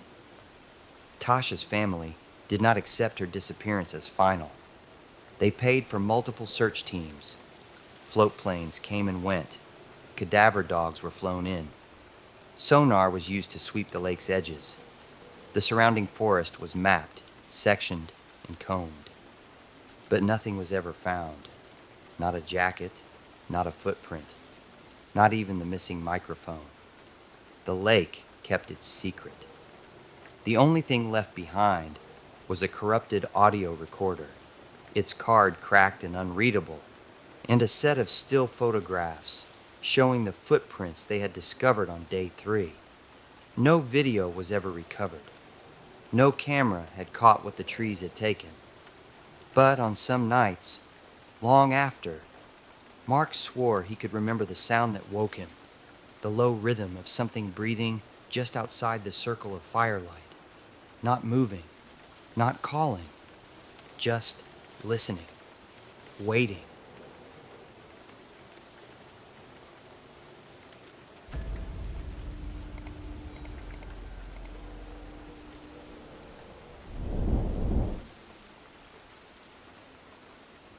With a little over 9,000 square miles, Vermont is the 8th smallest state in North America, but makes up over 4.5 million acres of forest. This includes the beautiful Green Mountains, with their stunning landscapes, dense forests, and intricate trails, evoking a sense of tranquility and adventure. However, beneath the veneer of serene beauty lies a terrifying narrative, filled with mystery and unanswered questions. The disappearance of a man whose fate remains unknown. On August 16, 1997, 68-year-old Tom Avery, a retired post office manager, an avid hiker, and nature enthusiast, embarked on a solo trek into the heart of the Green Mountains. Friends and family knew him as a dependable family man with a deep-seated faith and love for the outdoors. As a native Vermonter, Tom was a seasoned adventurer who possessed extensive knowledge of the area, weather patterns, and hiking safety. He had planned a weekend camping getaway with a family friend, Fred Mayfer, on 3 familiar trails he had hiked before inside of the Mount Mansfield State Forest. Mount Mansfield is known for its face-shaped peaks which can be seen from a distance. Tom intended to hike the Hellbrook Trail, a 3.5-mile loop considered to be a challenging route to the chin of Mount Mansfield. And the next day, he would hike the Bruce Trail and Smuggler's Notch trails. But on the morning of the 16th, Fred canceled at the last minute due to chronic diverticulitis. But Tom's excitement didn't deter him from his plans and was confident about the trip, having traveled to the area many times. His wife, Mary, encouraged him to postpone the trip because she didn't feel comfortable of him going alone. However, Mary stated Tom was highly driven and wouldn't back down from a challenge. Tom assured his wife he would have plenty of food, water, and would take his trail map and compass along. Tom packed his gear in his 1993 gray Ford Taurus, kissed his wife, and drove the 2.5 hours to Mount Mansfield from his home in Chester. As he drove through Vermont's capital, Montpelier, he noticed quite a storm coming from the north. Unpredictable weather patterns are common near the Green Mountains, so this was not completely unexpected. It is believed that Tom pivoted from his original plan and decided to start his hike at Smuggler's Notch, which was the location he was originally going to conclude his trip. This turn of events is what set into motion one of the most bizarre missing person cases in North America. Mary Avery became concerned when Tom didn't return on the morning of the 18th. Around 2 p.m., she called local law enforcement. Tom's absence quickly raised alarm.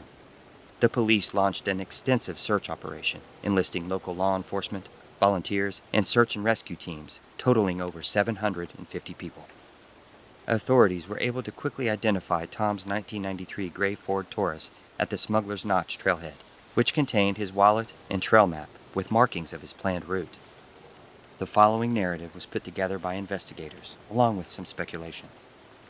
According to Tom's plans, Smuggler's Notch was indeed going to be the tail end of his trip. Authorities wondered if he had changed his mind at the last minute due to the storm. Oddly, his keys were discovered on the ground just under the driver's side door. Tom's wife, Mary, stated that he was a very meticulous person, having worked the postal system, and that, along with his change of plans, dropping his keys and leaving his trail map was way out of character. This left many scratching their heads, asking the question as to why something so obvious as his map would be disregarded. It is believed, since Tom reversed his trip, he was in a hurry and was concerned with the approaching storm and simply left his car hastily toward the clearly defined path. SAR teams scoured the trails, combing through the dense underbrush, attempting to retrace his steps. Helicopters hovered above, and trained dogs were deployed in the hope of picking up his scent, but the dense forest offered little evidence of Tom's whereabouts. Like many missing persons cases, canines failed to pick up any leads. Later that evening, search teams faced challenges, including sudden thunderstorms and fog that rolled in, obscuring visibility.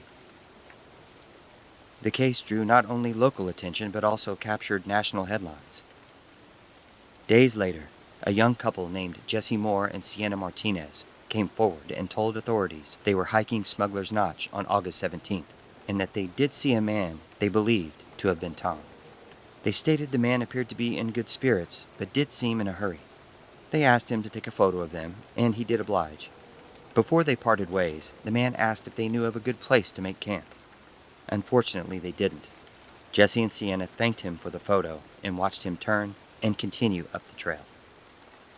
Searches continued fruitlessly as the hope of finding Tom began to wane. However, on October 21st, the situation took a turn when investigators discovered Tom's abandoned gear 2.5 miles off of the long trail of Mount Mansfield. His tent and backpack were found undisturbed, but animals had gotten to his food and other supplies. One troubling detail that stood out was that Tom's hiking boots were left near his tent. Local trackers identified what they believed were Tom's footprints in and around the campsite, but seemed to reveal Tom was wandering. This had many asking the questions. Did he get up in the middle of the night to relieve himself? wander too far, and, due to the darkness, not be able to find his way back? Did he encounter an emergency and retreat quickly? And why would he leave his boots behind? With these questions unanswered, local lore about the mountains began to resurface. Stories were shared about hikers who had previously vanished in the area, some confounding experts with their inexplicable lack of evidence. The Green Mountains, while popular among outdoor enthusiasts, have a history of unexplainable disappearances which have led to speculation. Some locals whispered about hidden and unexplored caverns, while others suggested the existence of malevolent forces that might draw unsuspecting hikers into the wilderness. One popular theory was that of the Bennington Monster, a long-believed cryptid described as a large, Bigfoot or dogman-like creature with black hair, standing over 7 feet tall, said to roam the Bennington Triangle, a phrase coined by American author Joseph Citro to denote an area of southwestern Vermont, the location where 4 people disappeared in the 1940s and 50s, namely near the mountains of Glastonbury. The first of these in the Bennington Triangle involved Riley Madden, a 73-year-old experienced hunting guide. In October 1945, Madden led a group of 4 hunters near Glastonbury Mountain. During the excursion, Madden became separated from the group. He was never seen again. Despite extensive searches by law enforcement and volunteers, no trace of Madden was ever found. Just 1 year later, in the winter of 1946, a 19-year-old college student named Wendy Gale vanished while hiking the Long Trail near Glastonbury Mountain. This is the southern portion of the Long Trail in which Tom Avery was planning to hike. Gale had informed her roommate that she intended to go for a short hike, but she never returned. The subsequent search involved hundreds of volunteers, including military personnel, but no evidence was ever discovered. Gale's disappearance remains one of the most puzzling cases in the region's history. Another mystifying incident within the Bennington Triangle that gained significant attention involved the disappearance of 5-year-old Johnny Burkett. On October 11, 1950, Johnny vanished from his family's Glastonbury farmhouse. A massive search involving the Vermont State Police and the U.S. Army was launched. It was reported that a motorist spotted a young boy matching Johnny's description walking along the roadside, but the claim was never substantiated. The disappearance of Johnny Burkett added to the haunting mystique of the Bennington Triangle. The final victim of the Bennington Triangle was 23-year-old Frances Littmeyer, which could be the most perplexing of the 5 cases, disappeared on October 28, 1950, only 16 days after young Johnny Burkett. While camping near the Somerset Reservoir, Frances and her cousin Hal Fuller went on a hike. Littmeyer ended up falling into a creek and needed a change of clothes. She told her cousin she would go back to camp, change, and promptly return, but she never did. Despite extensive search efforts involving multiple people, she could not be found. However, this case would prove to have a different outcome compared to the previous disappearances in the area. On May 15, 1951, over 6 months after Littmeyer's disappearance, a skeletonized body was discovered 3.5 miles away from the family's campsite. The remains were positively identified as those of Frances Littmeyer. A chilling detail was the position of the remains. The skull and torso were buried in a hole, and the pelvis and legs were exposed, yet both feet were missing. Due to their deteriorated state, the cause of death remained undetermined. Sources say she may have fallen into the hole, while others suggest she was placed there. Although the Bennington Triangle harbored mysterious disappearances in the early 19th century, there had not been a case like Frances Littmeyer's since. Most locals suggest that the Bennington Monster is just a scary bedtime story, meant to keep children close when the sun goes down. However, there have been sightings of the creature as recent as 2003 near Route 7 in the area of Ferrisburg. Some argue that the Bennington Monster had not been reported in the northern part of the Green Mountains, where Tom Avery had gone missing. But cryptozoologists suggest it could have migrated due to food and water sources, an unsettling notion in an otherwise peaceful landscape. The search for Tom Avery concluded after several weeks without a trace, and as winter approached, the hope of locating Tom was becoming far less likely. SAR teams dwindled and resources became less prevalent, as state and local costs reached over $500,000. The case became a source of collective speculation in the local community. News outlets buzzed with new theories and ideas. Many hoped more clues would emerge, while others connected similar cases to posit that something darker was at play. The family, unfortunately, was left grappling with a profound sense of loss and confusion. Then, on November 29, 1997, a local fly fisherman made a grisly discovery near the Seymour River. Tom's skeletal remains were found slumped and hanging 10 feet up a hemlock tree. When authorities investigated the scene, Tom's mostly decomposed remains were still inside his clothing. His compass was inside of his trousers and was discovered to be off about 10 degrees. Some passed it off as a defective compass, while others determined that nearby granite boulders could cause the discrepancy. More disturbing still, like the case of Francis Littmeyer, investigators didn't find any foot bones below Tom's torn trousers. The county coroner's office determined that Tom died of natural causes, but regarding the missing feet, animal predation was the assumption, due to the gnaw marks at the base of the tibias. But they failed to determine what kind of animal was responsible. A bear, mountain lion, or something else. Curiously, Tom's remains were discovered about 100 miles north from where Francis Littmeyer's were found. Did Tom become disoriented in the middle of the night? Was he lured away from his camp by another hiker with ill intent? Did something in the cover of darkness startle him, causing him to flee his campsite and go into hiding, further leading him to becoming lost? And why did Tom climb into a hemlock tree? Despite these questions, Tom Avery's disappearance remains an unresolved mystery, echoing through the valleys of the Green Mountains. His story is a haunting reminder of the powerful forces of nature, the risks of the great outdoors, and the unpredictability of life itself. As new hikers continue to explore the verdant trails, Tom's spirit follows in the whispers of the wind, reminding those who tread on the mountains to honor their surroundings and respect the wilderness, ever mindful of its beauty and its dangers. As each year passes without answers, the yearning for resolution remains palpable among Tom's family, as well as others whose loved ones have gone missing, holding on to hope that one day the mountains will yield the secrets they hold, allowing all of us to find some semblance of closure.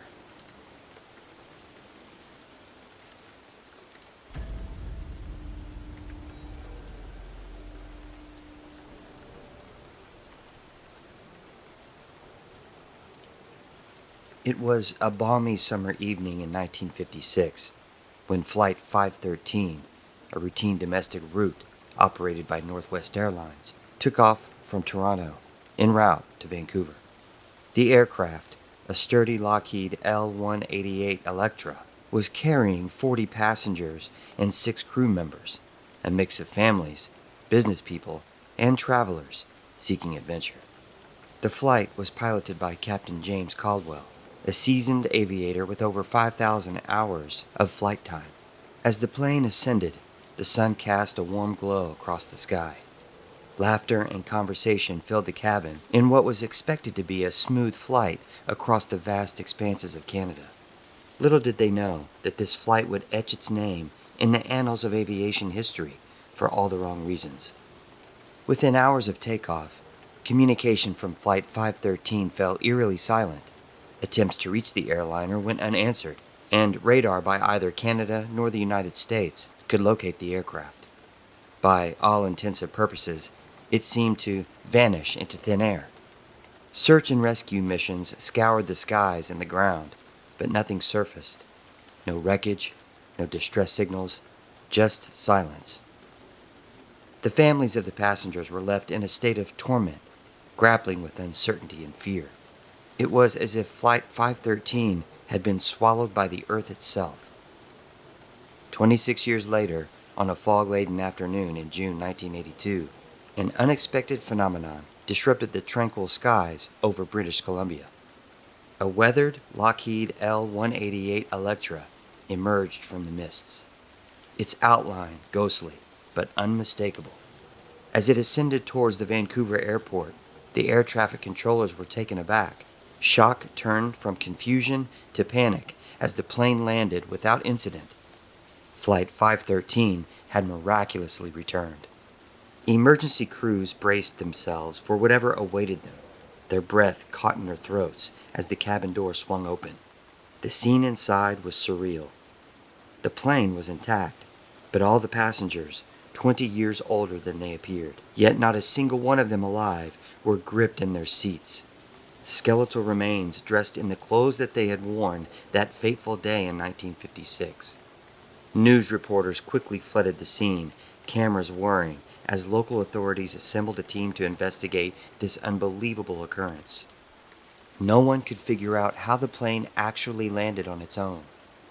Working alongside the Canadian Security Intelligence Service, CSIS, Dr. Emily Hastings, a forensic anthropologist and self-proclaimed skeptic of supernatural events, arrived to inspect the plane.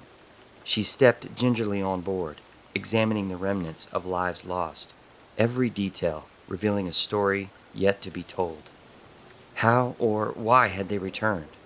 After years of searching for answers, the mystery of Flight 513 finally beckoned. As Dr. Hastings examined the aircraft, something caught her attention. A tin box tucked beneath one of the passengers' seats. With bated breath, she opened it, revealing a collection of items: wallets, letters, photographs, all belonging to the passengers and crew that had boarded that tragic flight. At the bottom of the tin box was a small diary. Its pages, aged and yellowing, captured her attention. Dr. Hastings flipped the pages, and scribbled on the last entry were fevered notes reading, "We're trapped in a storm that seems to bend time. Passengers are becoming restless. We can't escape. Food is running out. Many have died. Those of us still alive, still holding on to hope." Dr. Hastings' hair stood on end. Could these words bridge the gap between the realms of the living and the dead? She sought out local Native American elders who spoke of sky spirits and sacred storms capable of bending reality itself. They believed that the souls of the passengers had been caught in a type of time loop, destined to replay their final moments until they came to terms with their untimely fates. Was it an accident, or had something more sinister transpired? Although the case went cold, Dr. Hastings never gave up her search for answers, but unfortunately she passed away in 2022, never knowing what happened to the ill-fated flight. In recent time, new fascination with the story of Flight 513 has found the next generation of enthusiasts, rekindling interest in Dr. Hastings' research, hoping that one day the truth will be revealed. But for now, the mystery continues to hold its secrets.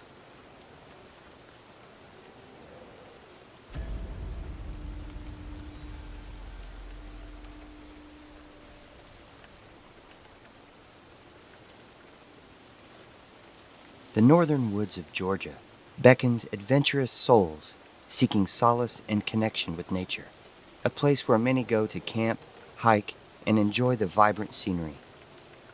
For 33-year-old McKenna Ross, it promised a 3-day getaway filled with the quiet respite she desperately needed. What she didn't expect was an experience that would cause her such trauma she would need therapy for many years to come, as her so-called peaceful retreat would spiral into the nightmare of a lifetime. As an up-and-coming journalist at one of the largest news media companies in the United States, McKenna's future looked promising. Her career was taking off, and she was seeing a guy that had strong marriage potential. Although she didn't like to admit it, McKenna was a workaholic, but because that comes with a certain stigma, she often tried to reframe herself as just a go-getter, a highly driven woman who wanted to make something significant of her life. She lived in a hip and modern loft apartment in downtown Atlanta, where many of her days were spent working and working some more, to a point where her friends, family, and her so-called marriage prospect urged her to slow down and take a break. At some point, McKenna realized her work was truly consuming her, so she made the decision to block out a long weekend vacation. Being the type A personality she was, mixed with an adventurous spirit, she started looking at off-the-grid style Airbnb rentals. One that caught her attention was a converted fire lookout that boasted enchanting photos and guaranteed a stay to be remembered. It was pricey, but she hadn't splurged on much of anything in months, so she treated herself and booked a 3-night stay. On Friday, September 13th, 2019, McKenna drove to the Airbnb located just east of Blue Ridge, Georgia. This particular rental consisted of a 3-mile hike from the parking lot to the fire lookout. She hadn't done much hiking, but she was looking forward to the various trails close to where she'd be staying. She certainly didn't mind the exercise, as she was a faithful treadmill runner at her local gym. It was a calm, sunny day, with a hint of fall on the horizon, a perfect start to her adventure. After parking her gray SUV near the trailhead, she texted her loved ones that she had completed the drive, and then vowed to turn off her cell phone once she used her All Trails app to get to her destination. As she locked up her SUV, she noticed an ATV Polaris-style vehicle approaching with a forest ranger behind the wheel. The ranger gave a slight wave and pulled to a stop at McKenna's car. He introduced himself as Officer Blake Reynolds. The two exchanged pleasantries and made a little small talk. After a moment, Officer Reynolds asked if McKenna was staying at the lookout. She normally wouldn't divulge that information under the normal circumstances, due to her growing reputation as a public figure, which had recently come with far too many creeps stalking her Instagram page. But she felt okay with telling him since he was an official ranger, wearing the whole getup, including a sidearm in its holster, and appeared to be someone who could handle himself. He informed McKenna that there was a rechargeable walkie-talkie unit inside the lookout and to use Channel 2 if she needed any assistance. She thanked Officer Reynolds, who quickly insisted she call him Blake. This made McKenna smile. It made sense as he appeared to be around her age. She also couldn't help but notice he was easy on the eyes. As quickly as that thought came, McKenna threw it away. She really didn't need to entertain that. She turned, locked her car, and walked toward the trailhead. After about an hour or so, McKenna arrived at the lookout. It was massive and definitely over-delivered compared to the photos she saw on the website. She made her way up the 10 flights of stairs and punched in the code on the door that was provided by the owner. She stepped in and was immediately impressed by the accuracy and description of the place. It was a 1-bedroom, 1-bath, outfitted with a small kitchenette, furnished with a stove, refrigerator, and sink. It also had a quaint little wood-burning fireplace. Even more impressive was the balcony. McKenna knew she would find herself sitting out there in the morning, enjoying a hot cup of coffee. She walked over to the small dining table and found an information checklist which gave the basic instructions on how to use the appliances, fireplace, and location of the first aid kit. It also included the Wi-Fi details, which she hoped not to be tempted to use. There was no cell phone service in the area, so having the Wi-Fi amenity at least gave her an option in a pinch. Finally, it gave instructions on the walkie-talkie sitting near the kitchen that Blake had described. This gave her some comfort knowing his story checked out. As McKenna settled into her rustic accommodations, the towering trees provided a comforting embrace while the sun dipped below the horizon. Her plan was simple: explore the vast trails, enjoy the silence of the forest, and recharge her spirit away from the clamorous city life. Armed with a backpack, a journal, and her overwhelming sense of freedom, she knew the entire experience was exactly what she needed. With a bit of daylight left, she wanted to check out the creek she noticed from the window, along with the trails that surrounded the area, so she could decide which one to explore the next day. She made her way to the bottom of the 60-foot tower and walked over to the creek. It was the perfect bubbling brook, which included the expected soundtrack of frogs and crickets to boot. She noted the nearby trails, and just as she was going to head back to the lookout and make herself some dinner, she heard rustling off in the distance. She scanned the area, hoping to catch a deer or any other cuddly creature, but to no avail. She turned to leave and heard it again, and still nothing. She wasn't surprised, as she realized her outdoor experiences were minimal, so her eyes weren't as trained as your typical outdoorsman. Over to her left, she noticed a small shed with a single door. She approached and discovered it was unlocked, so she entered to see what was inside. It was your typical storage shed with some tools and items to restock the lookout, such as toilet paper, extra firewood, and old furniture items. She also noticed a small generator with a couple of containers of gasoline, which she assumed was in case of a power outage. She thought she might have missed any details on the information sheet about the generator, so she would revisit that when she returned. After McKenna retreated to the lookout, she changed into her comfy PJs, started a fire, and made herself a bowl of hot soup. As she promised herself, she ignored her cell phone, fighting the urge to check emails. That's when she remembered to look at the information sheet again. Indeed, on the back of the paper was mention of the shed and instructions on how to use the generator in case of an outage. It seemed simple enough, but she wasn't concerned. knowing the only day that had a chance of rain was Sunday. McKenna crawled into bed and looked up at the stars through the skylight. She took in the view, and for the first time, in a long time, she smiled and genuinely lived in the moment. Just as she was dozing off, she heard an odd howl coming from somewhere in the woods. She sat up and moved closer to the window to see if she could spot whatever it was. She heard it again. This time it was longer in duration. Curious, she got out of bed and stepped onto the balcony to see if she could see anything. She couldn't recall any animal that made that sound. It made the noise a few more times, and then it became extremely quiet. She walked back inside and got into bed, refusing to allow her mind to go anywhere near the creepy corners of her imagination. The sun surrendered to night, and McKenna fell asleep. The following day, McKenna fulfilled her goal of having coffee on the balcony while enjoying the crisp, cool morning. She planned an ambitious hike and was looking forward to getting started. She packed her gear, then made her way down to the bottom of the lookout. When she reached the bottom, she noticed something that wasn't there the day before. It appeared to be smeared, muddy footprints on the bottom few stairs of the lookout. She inspected them a little closer, and it looked as if the prints were made by bare feet, as she could make out the outline of toes.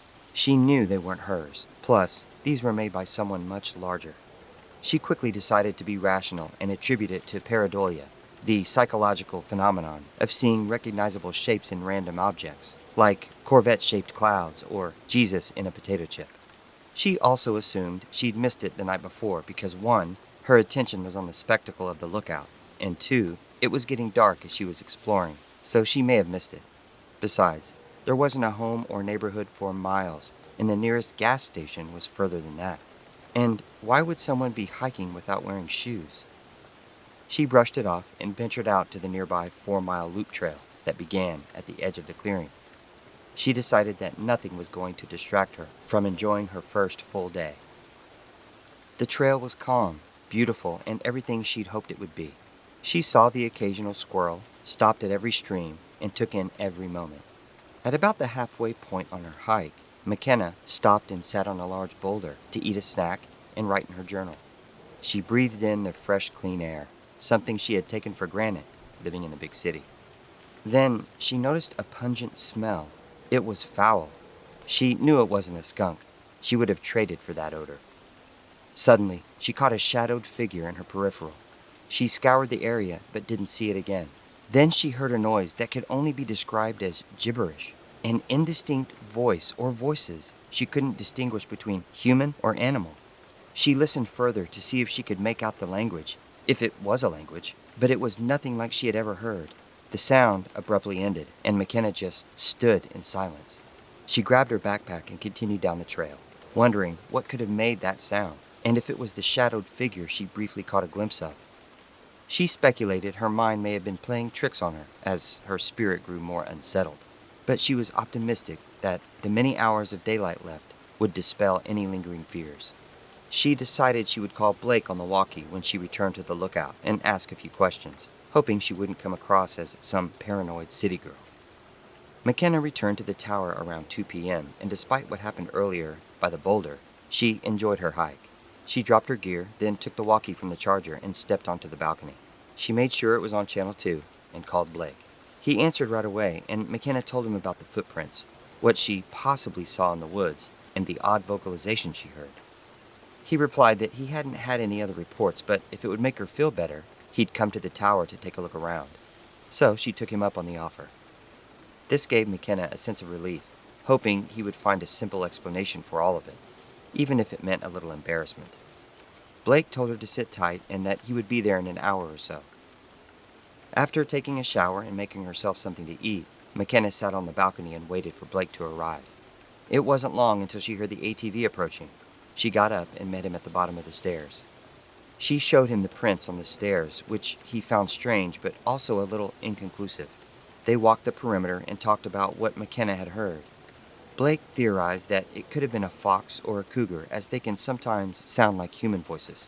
McKenna felt good about that explanation and walked him back to his ATV.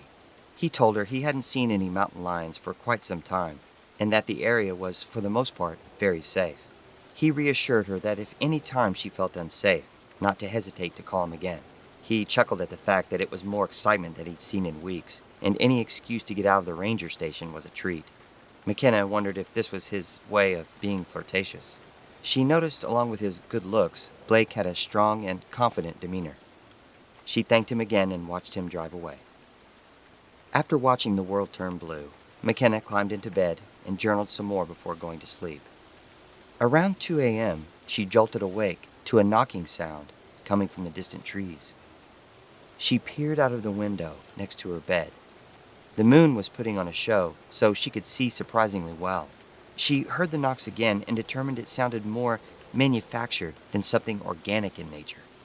McKenna found a flashlight in one of the drawers in the kitchen and again, like the night before, stepped onto the balcony. She shined the light in different areas of the tree line, attempting to catch a glimpse of anything. Then she heard a screech, similar to the tone and pitch from what she had heard on the trail. She shined the light in every direction. Then it screeched again. Whatever it was, it had eluded her. She could hear it moving through the woods, and eventually it faded away to nothing.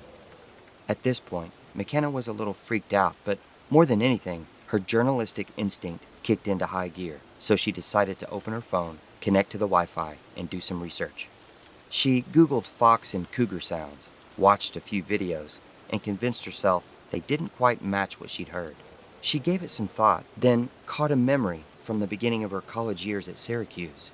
In one of her classes, she recalled a couple of nerdy, tinfoil hat type of guys that did a group project on creepy stories that involved Bigfoot, unusual disappearances, and other American legends. They discussed one particular story about a boy that went missing in the Smoky Mountains in the 1960s. The students suggested he may have been taken by a Bigfoot, as a witness described someone or something large traversing through the woods, making loud, screeching noises and carrying something on its shoulder. McKenna dug a little deeper, and it didn't take long until she found the story. After reading old news articles, she was even more intrigued and decided to search Bigfoot howls. That's when she stumbled upon strange sounds that were recorded in the Sierra Nevada mountains of California during the 1970s. As she listened, she couldn't believe what she was hearing. The voices sounded like a foreign language, but one that she had never heard. After more digging, she found that the recordings had been professionally analyzed and concluded they were not coming from human vocal cords. She laughed to herself, thinking how ridiculous it was, but she listened again and again, and each time she played it back, the more she was convinced it was similar to what she'd heard on the trail. She searched one more detail before calling it quits, and that was the exact location of where the boy from the 1960s went missing in the Smoky Mountains. Her heart palpitated when she discovered it was only a few hours' drive from her location. In that moment, McKenna contemplated cutting her trip short and heading back to Atlanta. After mostly a sleepless night, McKenna rose out of bed around 10 a.m. The bright sunny day evoked a bit of comfort compared to what she'd experienced and researched just hours ago. She made herself some coffee and breakfast, then recounted what she'd uncovered online. She could admit she freaked herself out, and maybe, just maybe, she was overreacting. She took in a deep breath and reminded herself it was her last day and night, and she'd be back in her loft before she knew it, drinking wine and sharing these wild memories with her friends. She decided she wouldn't let 50-year-old stories, viral videos, and monster legends ruin her vacation. Once the caffeine kicked in, she reset her mind and left on a hike that promised a gorgeous view at the beautiful Blue Ridge Lake. But this time, she took the walkie-talkie with her. She knew if she could reach Blake from the tower, she could possibly reach him where she was going, and this gave her a boost of confidence. McKenna followed the sign for the Blue Ridge Lake Trail and marched ahead. A couple of hours went by, and McKenna reached Blue Ridge Lake. She hadn't heard or seen anything unusual, so she was thankful she could focus on herself and the time she had left. After eating her packed lunch, she was about to check out the other side of the lake when she heard a rumble of thunder in the distance. She guessed the small percentage of rain in the forecast may turn into one more likely. It was clear from where she stood, but due to the tall trees that blocked the sky, she was unsure of how close the storm was. She tabled the idea of exploring the other side of the lake and decided to head back to the lookout. Just then, an enormous splash came from the shoreline. She whipped her head and caught the tail end of it, thinking it could have been a fish. She approached the area and noticed a good-sized rock in the water, a few feet from the bank. The ripples were still emanating from it. She looked toward the woods curiously, and her mind went back to what she'd researched. McKenna fought the urge to go there in her mind. Then another rock flew past her, hitting the water behind her. She knew it had been thrown at her. She called out to whatever it was, asking if anyone was there. Another crack of thunder came, but this time a bit closer, so she immediately gathered her things and remembered the walkie-talkie. She pulled it from her pack and walked swiftly down the trail. She called Blake and received a crackled response, but she kept trying. She repeated over and over she was on the Blue Ridge Lake Trail and felt she was being stalked and possibly attacked. Her inner tension rose. Another rumble of thunder came simultaneously with Blake's voice on the walkie, but McKenna believed she caught the words Blue Ridge. She leaned into her muscle memory and began to run at a steady pace, convinced she had the stamina to make it to the tower without stopping. She concentrated on her breathing and stayed alert of where she stepped. The sky darkened fast, and then came the rain. McKenna heard the screech again and felt the rush of something approaching. She glanced back and saw a humanoid-like figure scurry off the trail. Her heart pounded, hoping at any second Blake would appear on the trail. Just then, she was knocked down as something pounced on her back and began scratching and biting her backpack. It snarled and screeched. McKenna squirmed and fought. Without warning, a gunshot rang out. The entity released McKenna's backpack and disappeared. She pulled herself from the muddy soil and saw Blake straight away, standing next to the Polaris with his firearm pointing to the sky, the barrel still smoking from the gunshot. McKenna ran toward Blake and threw herself in his arms. She was drenched and muddy, but it didn't matter. She was safe. They hopped in the ATV and drove back toward the lookout. Blake drove with purpose, while McKenna asked him repeatedly what attacked her, but Blake struggled to find the words. He admitted it was very dark, but from where he stood, it wasn't an animal, but in fact looked human. McKenna was just glad he had arrived when he did. She looked on as they raced toward the lookout. By the time Blake and McKenna arrived at the tower, the storm had intensified. They parked close to the lookout, and once inside, Blake started a fire while McKenna poured coffee. The storm raged, and by this point, it was so dark outside, the 5 o'clock hour looked like 10 p.m. Blake tried radioing the station, as he expected another ranger to begin their shift, but all he got was static. He could sense McKenna was still shaken by the incident, so he reassured her he wouldn't leave her alone until he could get her back to her car safely. But they had to sit tight and wait for the storm to pass.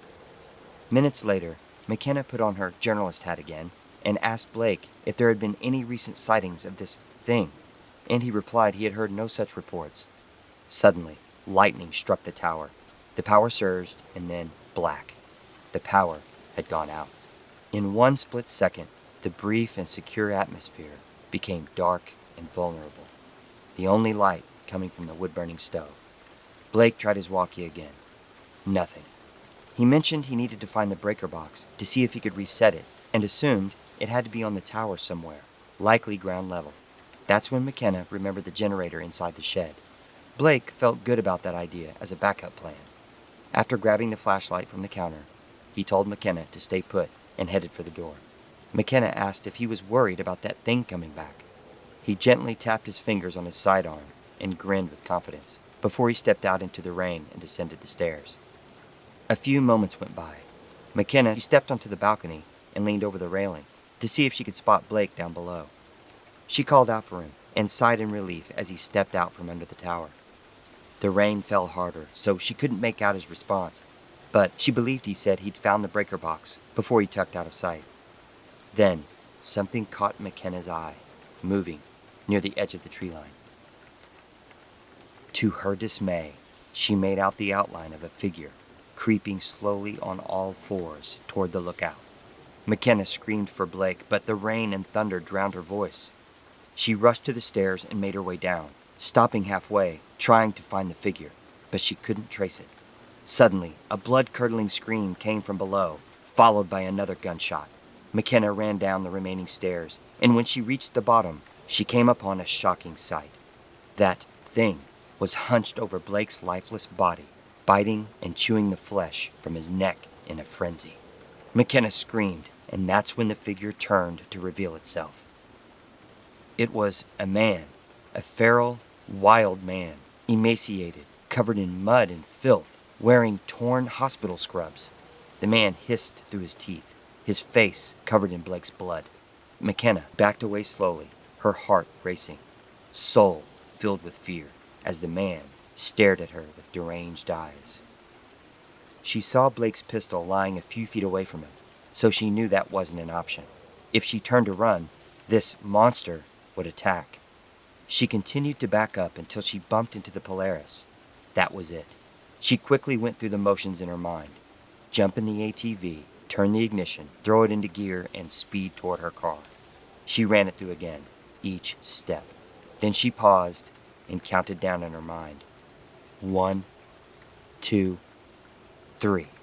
McKenna jumped into action and leaped into the ATV and almost seamlessly turned the ignition. It fired up, but in that split second, the wild man was on her.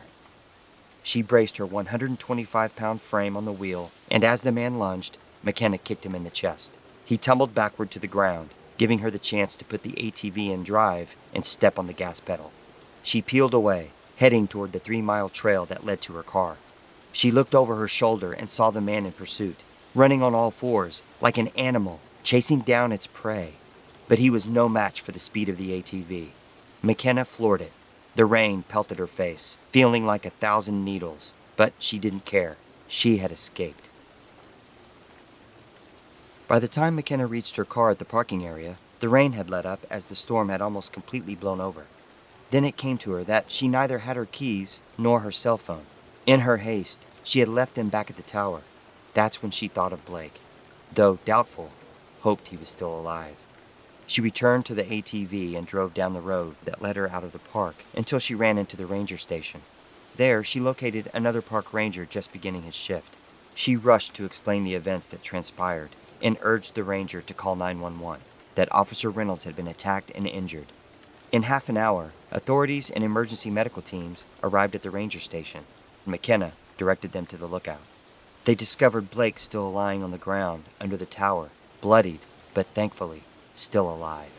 He was taken to a local hospital where he received treatment to his neck and shoulder and was expected to make a full recovery. The following day, the state park closed as an investigation that included law enforcement and state park officials went underway. It wasn't long and the wild man was discovered, found deceased in a small rock shelter not far from Blue Ridge Lake. He had apparently died of starvation. The man was identified as 55-year-old Edward Bell. Bell was a resident at Summit Hill, a mental health facility south of Knoxville, Tennessee, about 100 miles away, as officials assumed he had wandered off of the premises and became lost. Without supervision and medication, Bell's mental state became too far gone. He had indeed become feral, a modern-day wild man living in the northern woods of Georgia. In recent time, rumors and stories of feral people living in remote areas of the mountains has caught the attention of online internet sleuths investigating missing people from national parks. Some have captured viral videos and photos depicting the claims, but most have been debunked. Regarding the Airbnb rental, it was shut down until after the investigation, but reopened in 2020. It has gained popularity due to the events that took place and is typically booked many months in advance, mostly by popular content creators.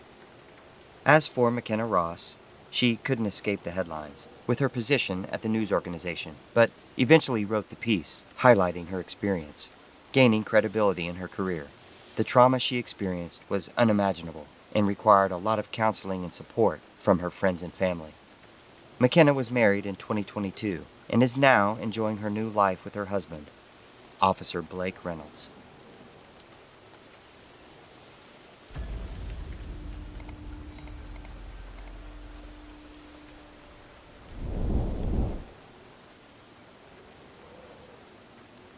It was more than just a cabin.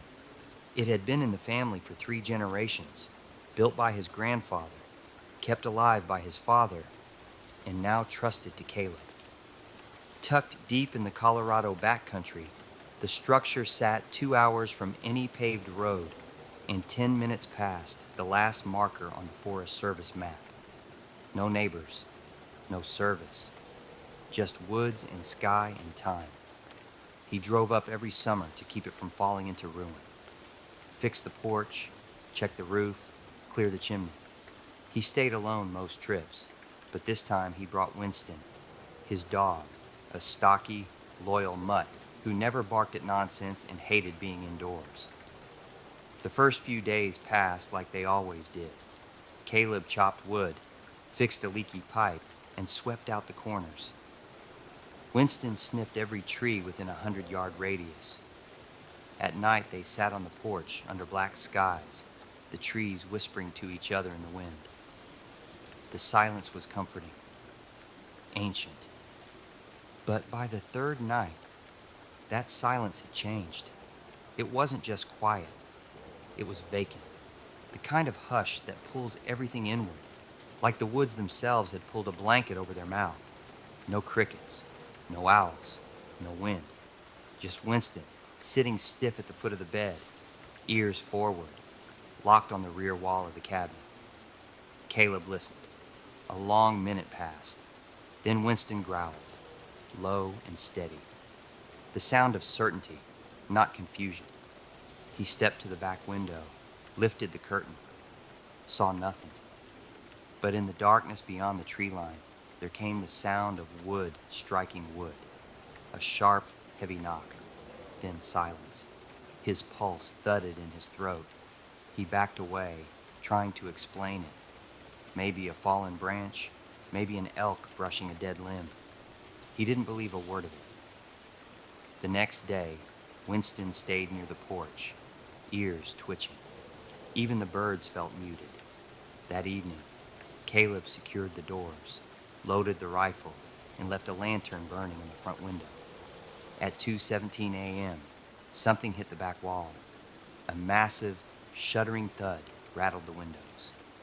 Winston exploded into barking, teeth bared, fur rigid. Caleb was already moving, rifle in hand, heart hammering. He yanked the curtain back again. Nothing. Just a darkness too thick to trust.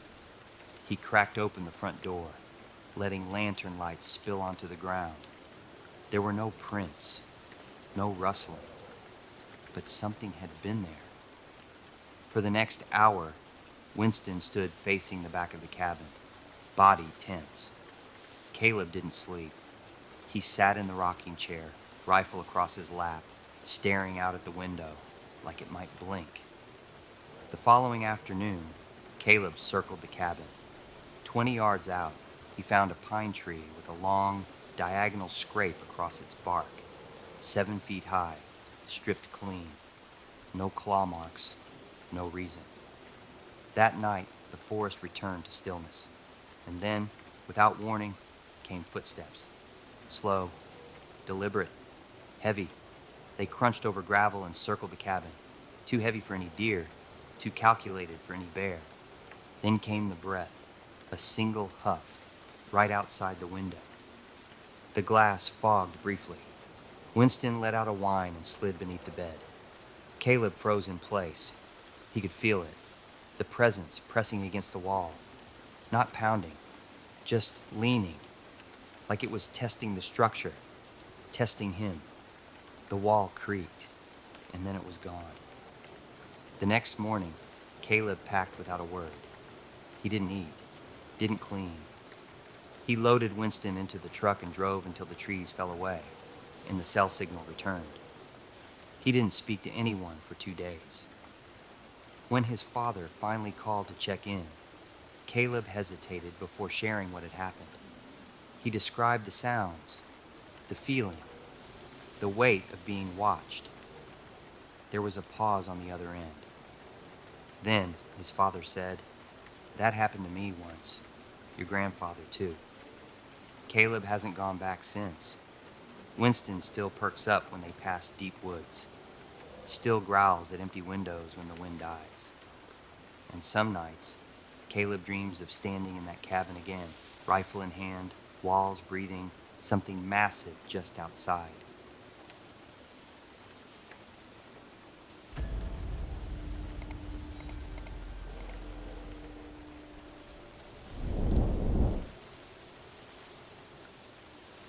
In 2017, an 18-year-old college student, Drake Marin, was attending his first semester at a local community college in the quaint city of Eugene, Oregon. He and his mother Tanya were getting acclimated to their new home and the routines of living in a new environment. What awaited them was a series of chilling events that straddled the line between haunting nightmares and reality itself. Drake's father passed away in active military duty when he was only 3, and with being an only child, he and his mother had a very close relationship. After losing her husband, Tanya focused on her career so she could raise Drake and give him the best life she thought possible. A couple of weeks after moving into their new place, Drake began having nightmares. He believed the bad dreams were just a byproduct of moving to a new area of town, or the change from high school to college and the stress it can cause. He felt it would eventually pass in time, so he kept it to himself, not to worry his mother. As days passed, Drake's nightmares became more vivid and interactive. He would awake in a cold sweat, laying in odd positions on his bed, and sometimes standing up in his room, his closet, or even the hallway. But what he noticed most about his nightmares was a reoccurring but disturbing figure that appeared in every dream. A man donning a burlap sack over his head, with small holes cut out for the eyes. He wore a clad, ill-fitted dark suit and seemed to only appear from a distance, watching and observing him. The man would loom at Drake's school, at the mall, or at the movies with friends, but could only be seen by Drake. With every dream, the next one revealed the burlap man even closer than before, causing the nightmares to become more intense and scarier than the previous one. One particular night, Tanya was working late, so Drake made some Hot Pockets, turned on some music, and decided to research bad dreams on his laptop, and discovered some alarming consistencies. He found many people experienced night terrors after moving into older homes located in areas with a deep-rooted history. Their home was built in the 1970s, but had been completely remodeled. Plus, it was in a gentrified area, so everything felt fresh and new. Drake ran his hands down his face and sat back on his bed, thinking he was probably wasting his time. Just then, there was a loud knock at the front door. Startled, Drake sat up and moved down the hallway to the top of the stairs. He wasn't expecting anyone, plus it was after 9 p.m. He waited. The knock came again. The front door was flanked by 2 thin windows, so he tried to position himself to see if he could make out the person standing on the other side.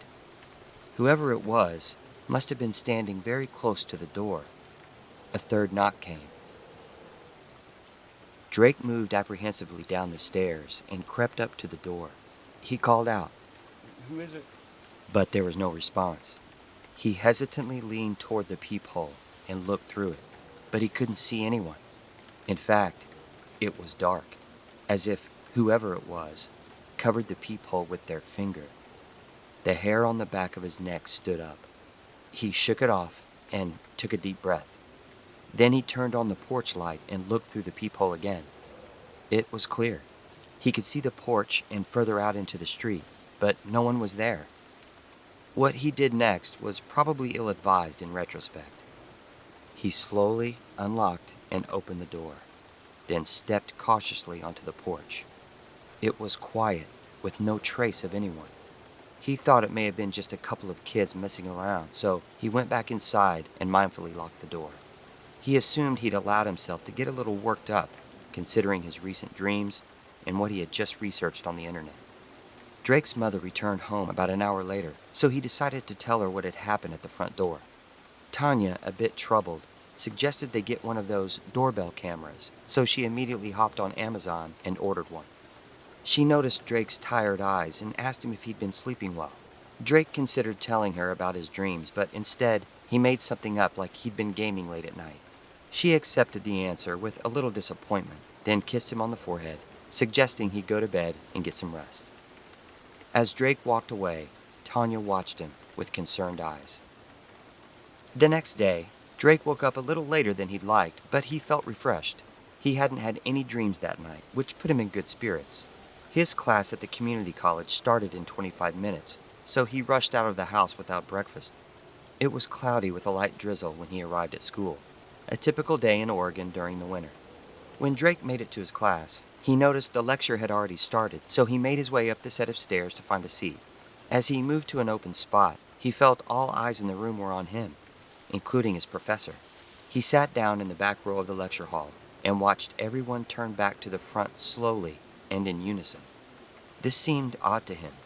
He pulled his laptop from his backpack, sat it in front of him, and opened it up. The screen lit up with a video image. It was from the very room he was sitting in, but from the point of view behind Drake, looking over his shoulder. Then the image began to zoom into where he was sitting. He swiveled in his chair to look at the wall behind him, but he couldn't see a camera mounted anywhere. He turned back to his laptop and tried closing out the window, but the image remained. He tried rebooting, but the computer wasn't responding. He noticed the image was definitely focused on him, but then the camera image started to tilt upward, revealing his professor lecturing the class. That's when he realized it wasn't his professor. It was the burlap man. Drake shot his head up, and to his horror, the burlap man was looking straight toward him. The entire class turned around to stare at him, just like before. There was a long pause. Then, the burlap man began to walk slowly up the steps toward Drake. Drake stood quickly, knocking his laptop to the ground, simultaneously jolting awake in his bed. Heart pounding, shirt drenched in sweat. Drake had indeed been dreaming. After getting dressed, he met his mother downstairs, who had prepared his breakfast. But Drake wasn't hungry. He sat at the kitchen bar, playing with his food and scrolling on his phone, trying to understand what was going on with him, and if this moment was his reality or just another dream.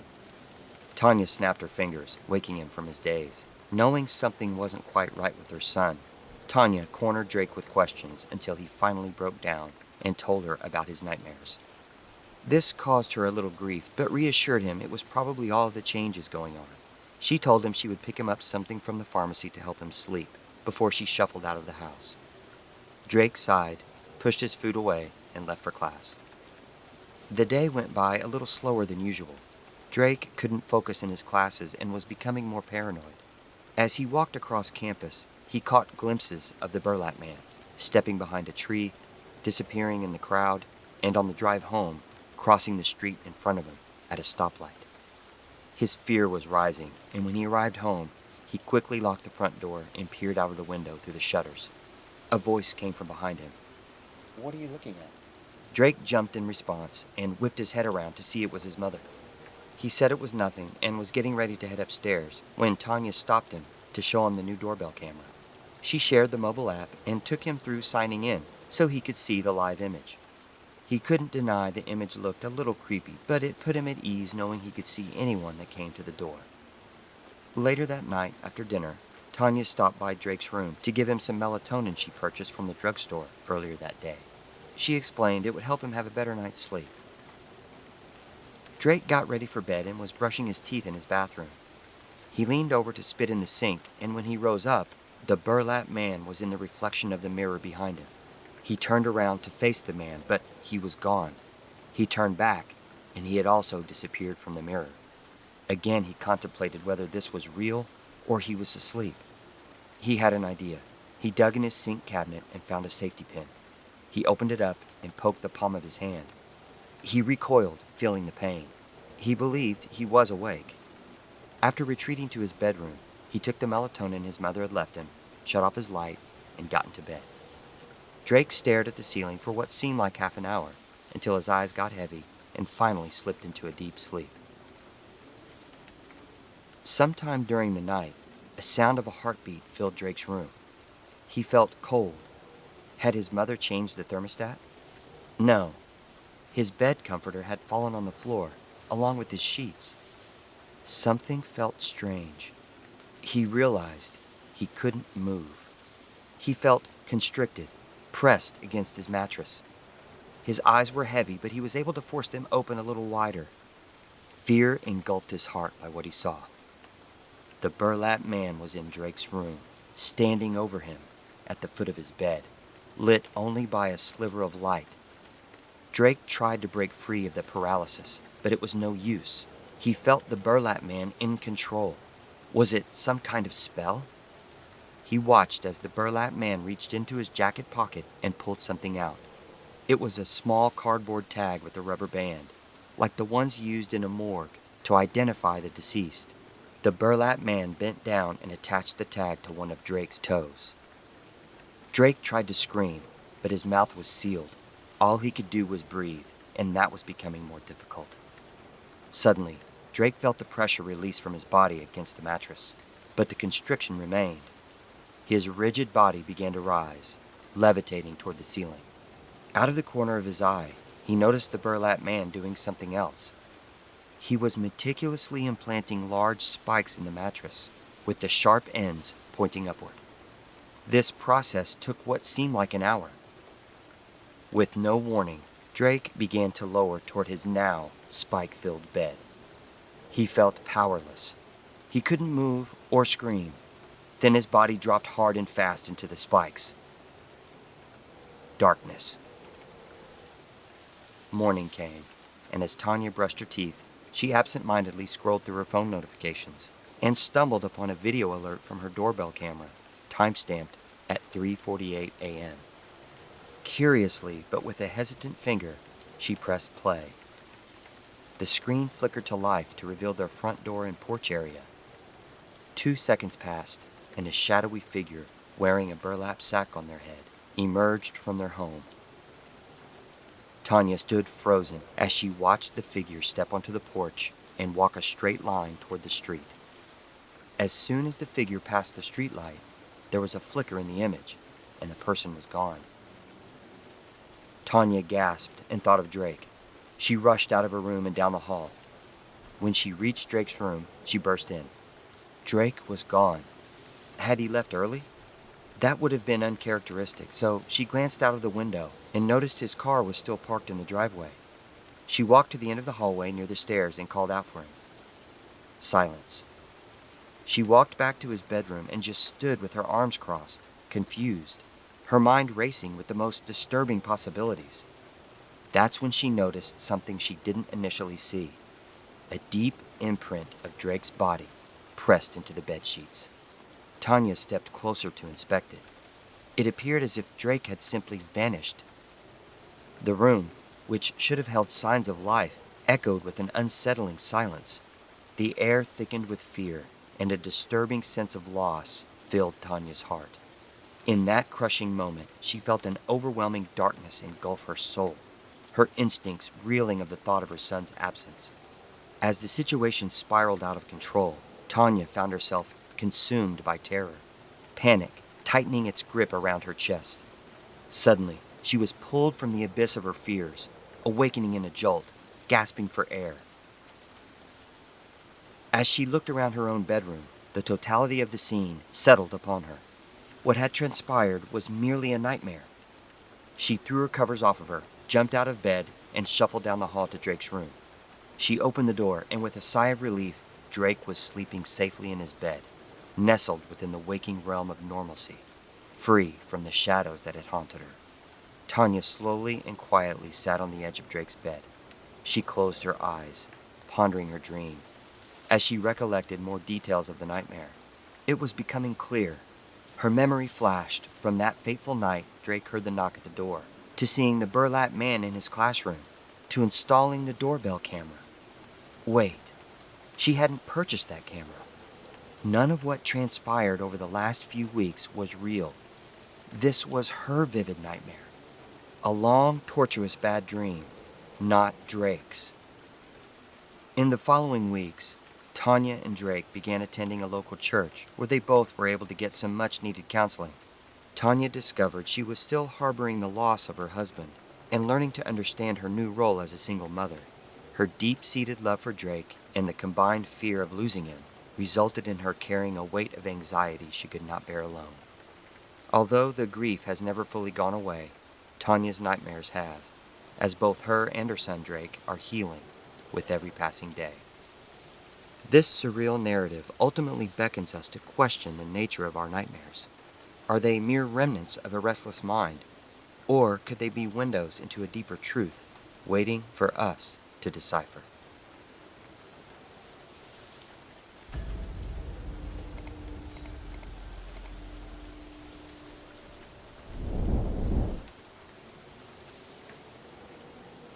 In the vast, unforgiving reaches of Idaho's sawtooth wilderness, where jagged peaks tear into the sky and pine forests stretch for miles unbroken, there lingers the story of a woman whose name still echoes among the trees. Ida Murray, forest ranger, naturalist, trailblazer. In 1967, at the age of 71, she disappeared during what should have been a routine patrol, but nothing about what followed could be called routine. To those who knew her, Ida was a fixture of the wilderness. She had dedicated her life to these mountains, this land, long before conversation was fashionable or women wore the ranger's badge. Her small frame belied the strength within, and her quiet demeanor masked the fierce determination that had carried her through decades of service. She was not simply respected, she was revered. The wilderness wasn't a job for Ida. It was a home, and she knew it better than most know their own neighborhoods. She was last seen in late August 1967. That morning had dawned warm, with the haze of wildfire smoke drifting lazily between the peaks, common enough in those summers. Ida packed lightly, as she always did, just her rucksack, journal, water flask, and a few provisions. She was heading into a familiar zone west of Redfish Lake, tasked with checking trail conditions, marking erosion patterns, and observing wildlife behavior. She left a note at the ranger station. She expected to return by sundown, but Ida never came back. When she missed her evening radio check-in, her fellow rangers were concerned, but not alarmed.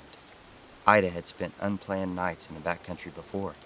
Still, by the next morning, unease had turned to dread. A search team mobilized. Dogs were brought in. Helicopters made low passes over the canyons. Rangers hiked every known trail, calling her name into the pines, listening for any reply. Days passed, then weeks. No sign. Not a torn scrap of clothing, not even a boot print. Not a single page from her journal. The ground, it seemed, had swallowed her whole. The terrain didn't help. The sawtooths are beautiful, yes, but beautiful in a way a thunderstorm is beautiful. It hides danger. Sheer rock faces, hidden ravines, fast-moving creeks, snowfields that persist into summer. In some places, the undergrowth is so dense that you could walk within 10 feet of someone and never know it. Still, to vanish without a trace, for someone as experienced and skilled as Ida, that was harder to understand. Rumors began to stir, not among the rangers, who clung to practical explanations, but in nearby towns like Stanley and Ketchum. Some whispered about accidents, others about foul play. A few, more quietly, mentioned something stranger. There had been sightings, they said, strange shapes moving upright in the forest. Reports of strange howls echoing through the valleys in the weeks before her disappearance. The term Bigfoot was whispered, not spoken out loud, of course. Most dismissed it, but even skeptics admitted that the wilderness could be odd. Unexplained things had happened here. 7 years passed. In 1974, a trio of backpackers, college students from Boise, were making their way along the Salmon River Trail. The summer was dry. The rivers were low. One of them wandered a short distance off trail in search of firewood and stumbled upon something pale, caught between two boulders. At first, they thought it was driftwood. It wasn't. Authorities arrived the following morning. The remains were skeletal, scattered, but unmistakably human. A ranger badge lay amongst the bones, and remnants of Ida's journal, worn and faded, confirmed what no one wanted to believe, but everyone had long suspected. Ida Murray had finally been found. But the relief was short-lived. During the forensic examination, experts noted something unusual: deep scoring on the bones of her legs, specifically her femur and tibia. They weren't the bite marks of a mountain lion or wolf. The spacing was wrong, the depth inconsistent. Some teeth impressions were too narrow, others too wide. No predator native to the region could be matched to the wounds. A state anthropologist publicly stated that the damage, quote, could not be positively attributed to any known animal, end quote. Quietly, More unsettling theories emerged, suggesting the marks were made post-mortem, possibly even by something with opposable digits. The phrase was odd and unsettling. Something with hands? Ida's cause of death was ruled inconclusive. Hypothermia, perhaps. A fall. Dehydration. But that didn't account for how her body ended up miles from her intended patrol route, over ridges she likely wouldn't have crossed, and without leaving any sign of a struggle. Over the years, her story twisted into local lore. Hikers told tales around the campfire. Some said Ida had been lured off trail by something calling her name. Others claimed she was chased. A few believed she'd discovered something in the wilderness, something she wasn't meant to see. The United States Forest Service quietly closed off the region near her final resting place for, quote, trail repair, though no repair was ever completed. Forest rangers rarely speak of her now, and older ones still pause near the northern ridgelines. Some leave a hand against the trees, as if remembering her presence. Every August, on the anniversary of her disappearance, a small ceremony is held at the Redfish Lake Visitor Center. A bench sits there now, inscribed with Ida's name. New rangers are told her story, not as a warning, but as a reminder that the forest is not ours, that even those who live closest to nature are not exempt from its power. Today, Ida Murray remains a part of the land she loved, as much a mystery as the mountains themselves. Her bones were found, her legacy preserved, but the truth, what really happened in those final moments, lies hidden in the wind through the pines, in the shadows between the trees, in the cold clarity of an alpine morning. Maybe it always will.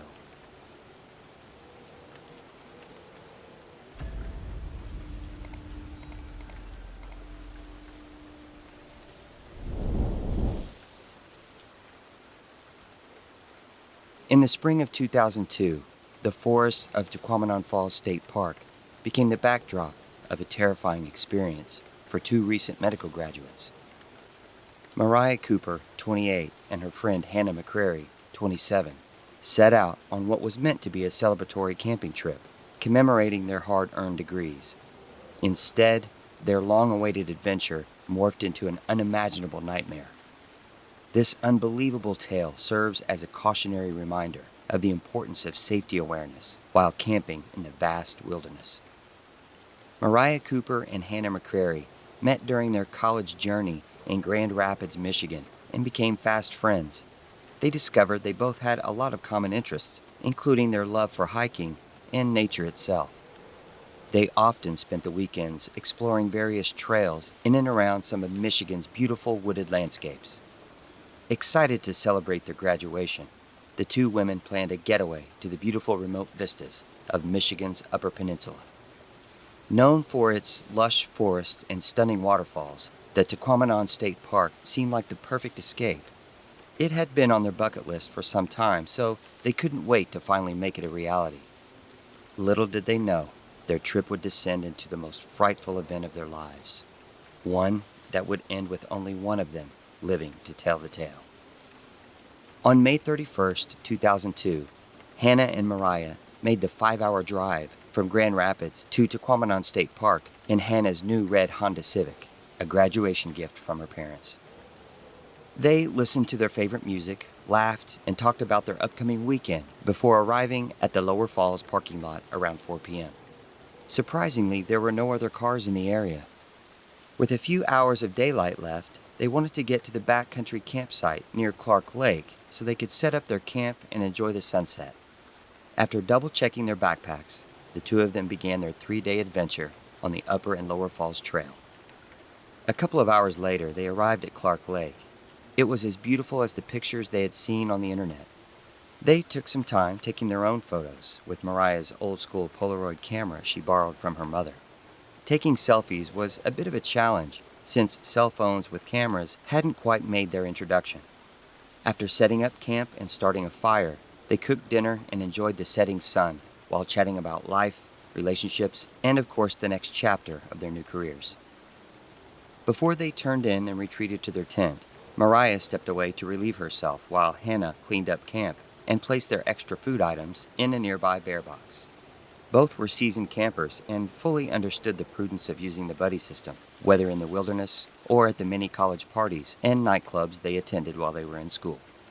When Mariah was walking back to camp, she noticed how quiet the forest had become and realized she hadn't heard or seen much wildlife since they had arrived.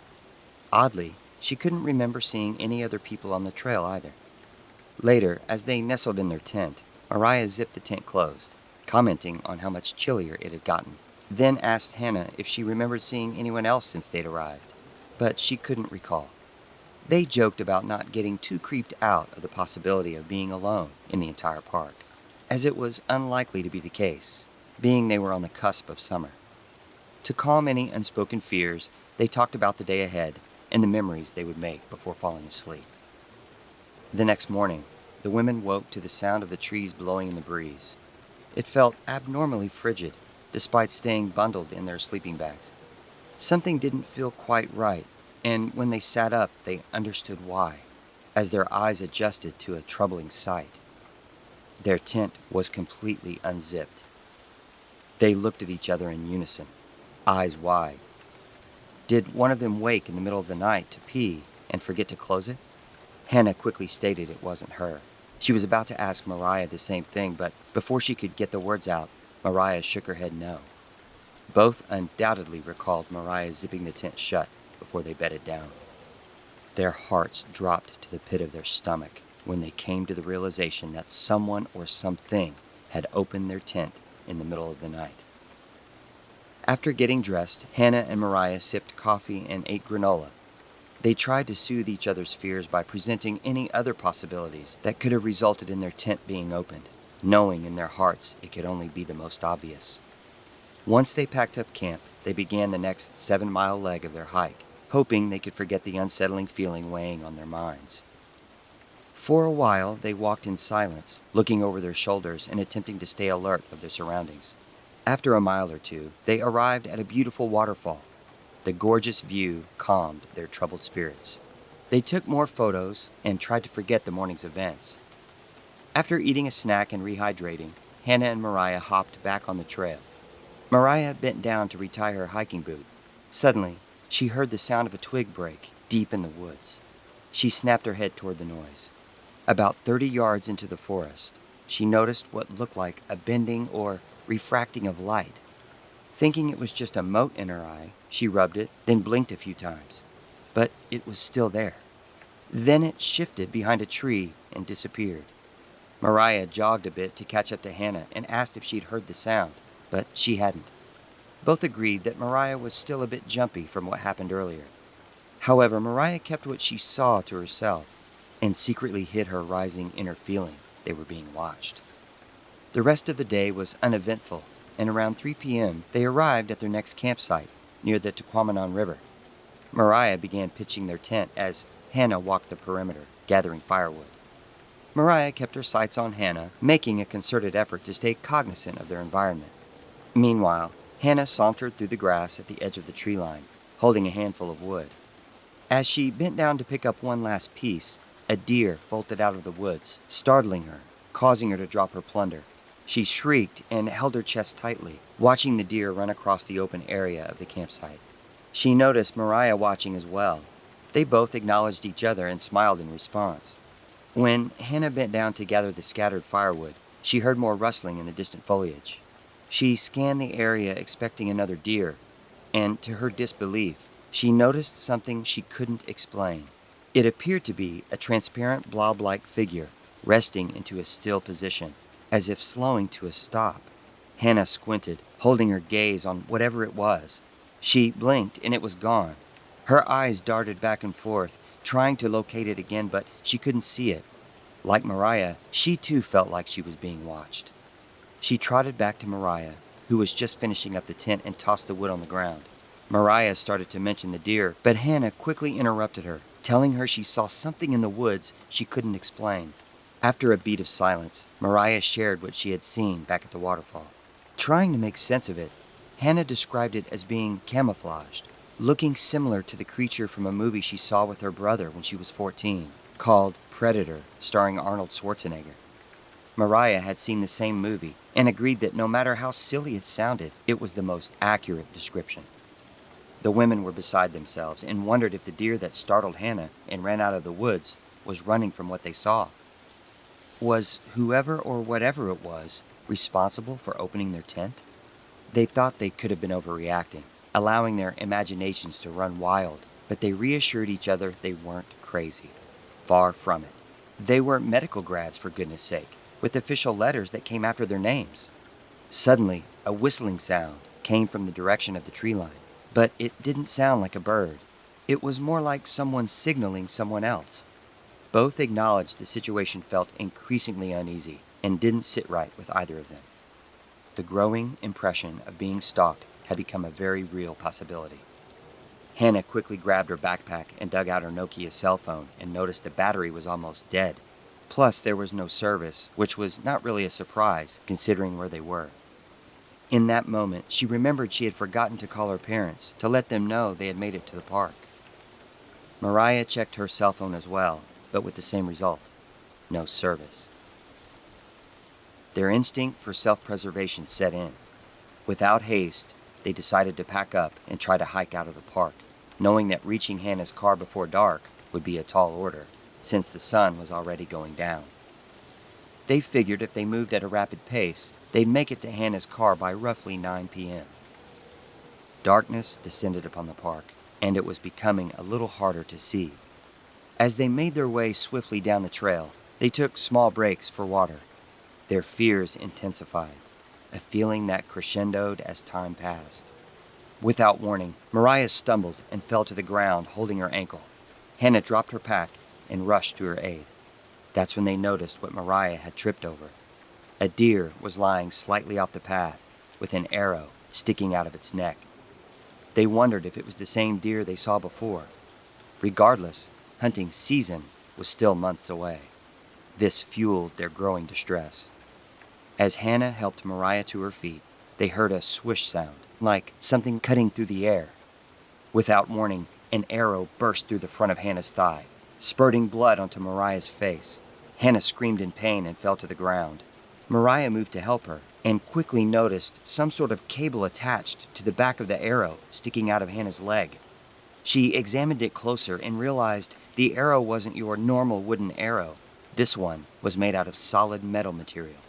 Mariah tried her best to focus on any medical training she could remember, but like Hannah, she was also in shock. Neither one of them had any real trauma experience. Then, another sound emerged that could only be described as a high-pitched winch or fishing reel. Suddenly, Hannah's body jolted and was dragged off the trail and into the forest. Mariah gave chase. She dove and grabbed Hannah's hand, but her grip wasn't strong enough, and Hannah slipped away, pulled into the forest, her screams echoing in darkness.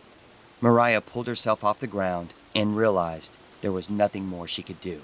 She needed to get to Hannah's car if there was any chance of getting help. She rummaged through Hannah's backpack and took her keys. As she stood, another arrow zipped past Mariah, barely missing her, striking a nearby tree. That one came from the opposite side of the trail. In that moment, she realized whoever or whatever was out there, there were two of them. Mariah bolted from the scene back to the trail and ran as fast as she could. Her survival mode set in, and her adrenaline pumped so hard that she forgot about her ankle. The only thing she could think of was, could she make it to the car before she was taken out? She cried as she ran, thinking of her best friend and the horror that had unfolded. She could hear the whistling she heard earlier that day, but she didn't look back. She ran faster and faster until she could see the streetlight coming from the parking lot. Her plan was to drive out of the park as fast as she could and call 911 as soon as she had service on her cell phone. Mariah arrived at Hannah's car exhausted, out of breath, but also relieved. But her relief was short-lived. When she approached the Honda Civic, her heart sank when she noticed all 4 tires were slashed. She pulled out her cell phone, but barely had any battery life. She tried 911, but still didn't have service. Hopeless and out of options, she made the decision to head out of the park on foot. Moments later, a forest ranger approached in a state park SUV. Mariah waved him down and explained what had happened. The ranger took Mariah to safety, and a massive search for Hannah was immediately launched. State, local, and federal authorities were involved. Mariah and Hannah's family arrived the next day, but authorities kept them out of the search area to prevent the search and rescue dogs from confusing their scents. Mariah returned with investigators to where the women were attacked and was able to point out the tree with markings of where an arrowhead piece had been pulled from the bark. Unfortunately, the dead deer she tripped over could not be located. 2 days passed and no trace of Hannah could be found. Despite very few clues, there remained a shadow of skepticism regarding Mariah's account. Authorities could not locate any other evidence of the person or persons whom she claimed had stalked them, leading some to question the validity of her story. That a figure, dressed in camouflage, that resembled a creature from a sci-fi film, hunted them like animals. Mariah knew it sounded crazy, but she was consistent in her story.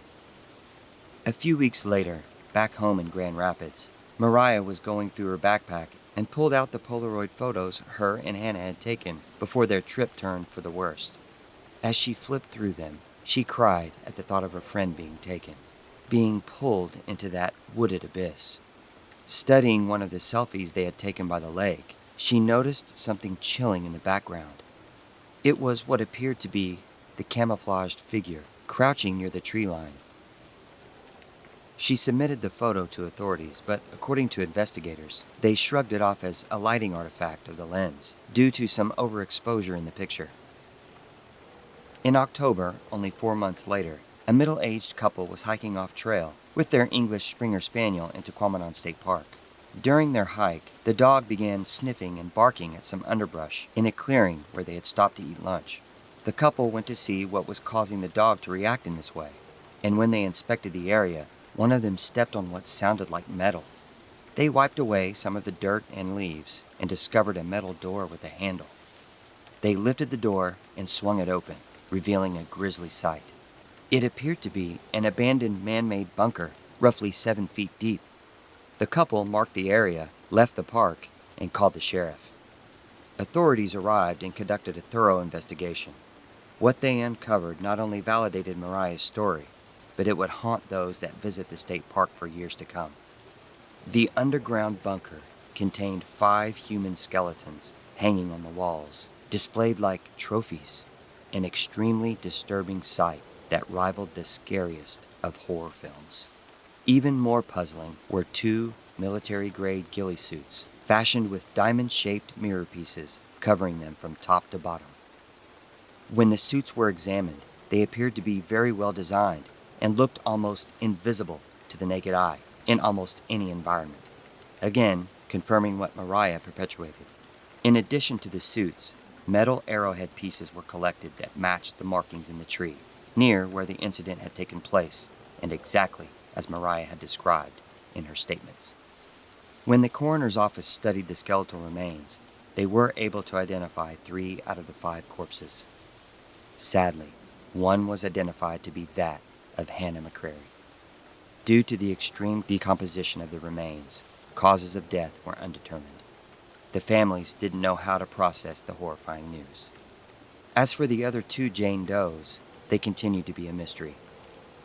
Those close to the investigation asked the questions: were the suits constructed by a secret military program in which the women became unwitting participants in a dark black ops experiment? Or were the perpetrators just a couple of criminally insane individuals playing a sick game of hunting human beings for sport? Whoever stalked and hunted Mariah and Hannah in Michigan's Upper Peninsula was never found, as the case has remained open until any new leads emerge.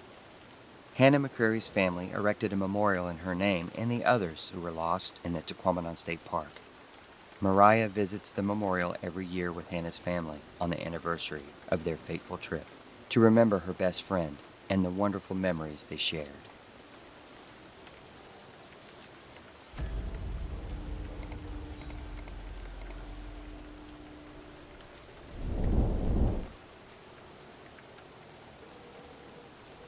In the year 1947, Texarkana, a small city straddling the Texas-Arkansas border, bore witness to a chilling event that would haunt a family and community for generations. Oscar Mills, a World War II veteran, returned home to a life far removed from the grandeur of battle. After being injured in action, he found solace in the embrace of family, but the echoes of war still lingered in his heart. Despite the bitterness of having witnessed the horrors of combat, Oscar was determined to reconnect with his simpler joys. One fateful weekend, he and his brother Raymond Mills set out on a hunting trip near Dirk's Lake, where the rugged terrain promised adventure and the thrill of the hunt. Little did they know that their excursion would take a harrowing turn, forever altering the course of their lives. As the two brothers trekked through the woods, they tracked a white-tailed deer near a steep ridge. It was a familiar pastime that had been part of their upbringing, sharing laughter and stories in the wild. However, the tranquility of nature was shattered when disaster struck. In a tragic misstep, Raymond lost his footing and plunged off the ridge into a dark, shadowy canyon below. Oscar was horrified. He peered over the edge, desperately calling out to his brother. But the canyon was a treacherous labyrinth, and Raymond was nowhere to be found. Panicked yet resolute, Oscar hastily set off to find help, racing against time, to bring his brother back to safety.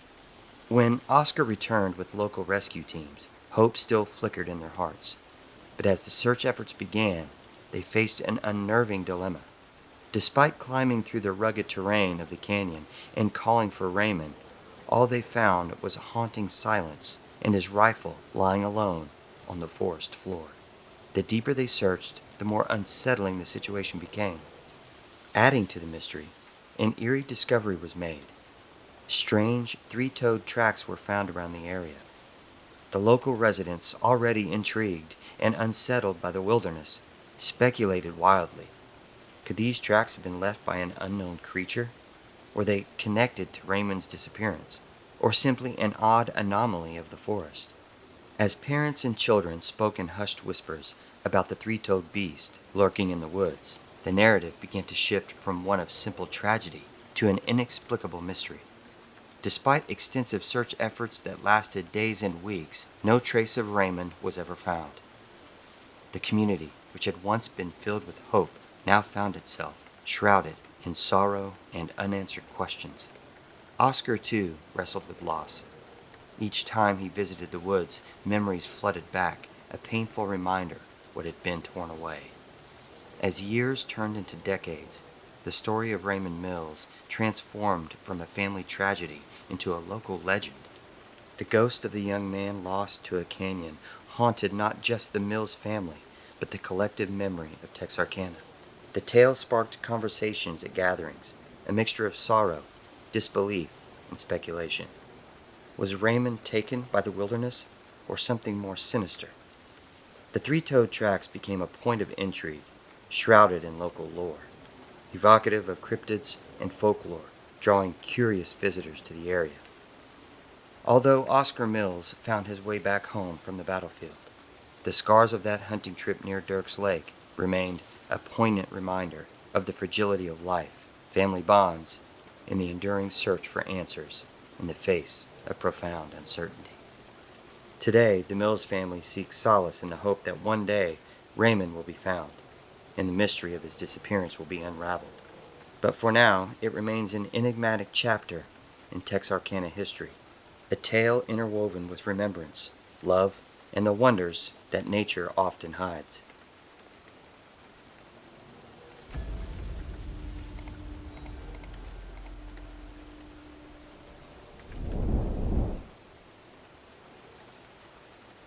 Day 1.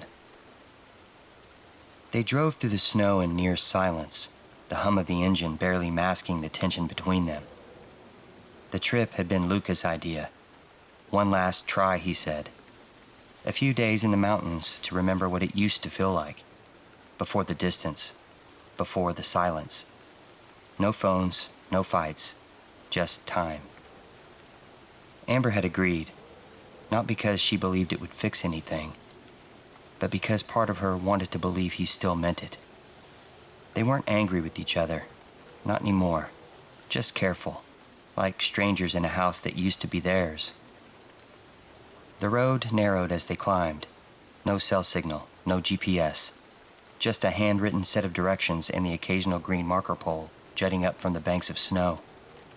Black trees pressed on both sides, their branches drooping under the weight of the winter.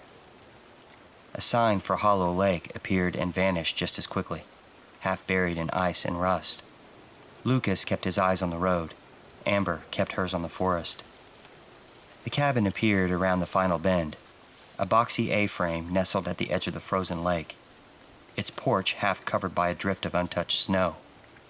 There were no other cabins in sight, just pine, ice, and that creeping hush that settles in places too far removed from people. Lucas got out first, and then wrestled with the front door key. Amber stood still for a long time beside the car, watching the wind scrape tiny waves across the surface of the lake. Inside, the cabin was simple. Hand-carved dining chairs, a stone fireplace, a few framed photos of long-dead fishermen with frozen smiles and heavy coats. The hearth was cold. The pipes groaned when Lucas tested the sink. Amber didn't unpack. She sat on the edge of the bed for a long time, coat still on, scanning the corners of the room without really seeing them. Lucas brought in wood and started a fire. Then they ate dinner in silence. By nightfall, the sky outside was a smear of dark blue behind the tall windows. No curtains, just glass, and the reflection of the fire flickering behind them. Lucas suggested playing cards. Amber nodded but didn't move. Eventually, she said she was going to bed. Lucas stayed in the living room staring at the fire like it held answers. The silence deepened as the night stretched on. No cars, no owls, not even the sound of branches shifting in the wind. It wasn't fear, not yet. Just a sense that the quiet here had depth to it, like it could listen. Day 2. They spent most of the day outside, circling the edge of the lake in wide, quiet loops. The ice stretched out in every direction, dull under the cloud cover, layered in fresh powder. No tracks but theirs, no birds overhead, just the sound of snow crunching beneath their boots and the occasional creak of settling ice in the distance. Lucas carried a small hatchet, pausing now and then to collect branches near the tree line. He mentioned the firewood pile was running low, but Amber wasn't really listening. She wandered the shoreline with her hands in her coat pockets, pausing to stare into the trees like she was expecting them to shift. She had brought her camera, but never raised it once. At one point, Lucas turned to say something, maybe to point out an animal track, maybe just to fill the silence. But she was already walking away, her figure small against the expanse of snow. They returned to the cabin in late afternoon, each carrying armfuls of wood, breathing heavy from the cold.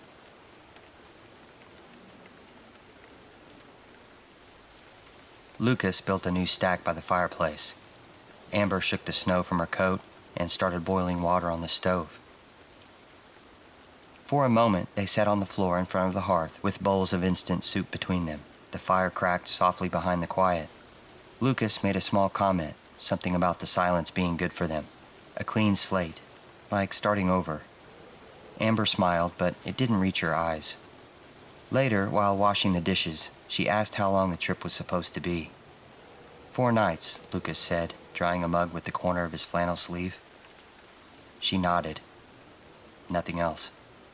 Outside, the sky had turned a dim metallic gray. The trees across the lake looked further away now, blurred at the edges, almost smudged. The cabin felt smaller with the windows darkening. The fire didn't seem to warm quite as much. They sat on opposite sides of the room without meaning to. By dusk, the cold had thickened into the glass again.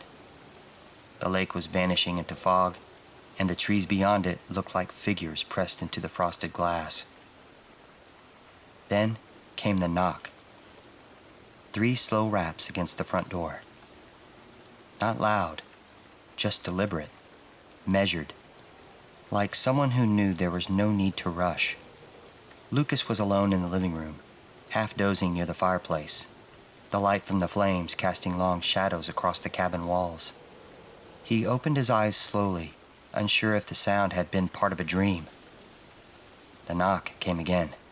He sat up, the blanket sliding from his shoulders. The fire had burned low, just a glow now. The rest of the room was dark, save for the dim blue light bleeding in through the front windows. He moved quietly toward the door, pausing with his hand just above the knob.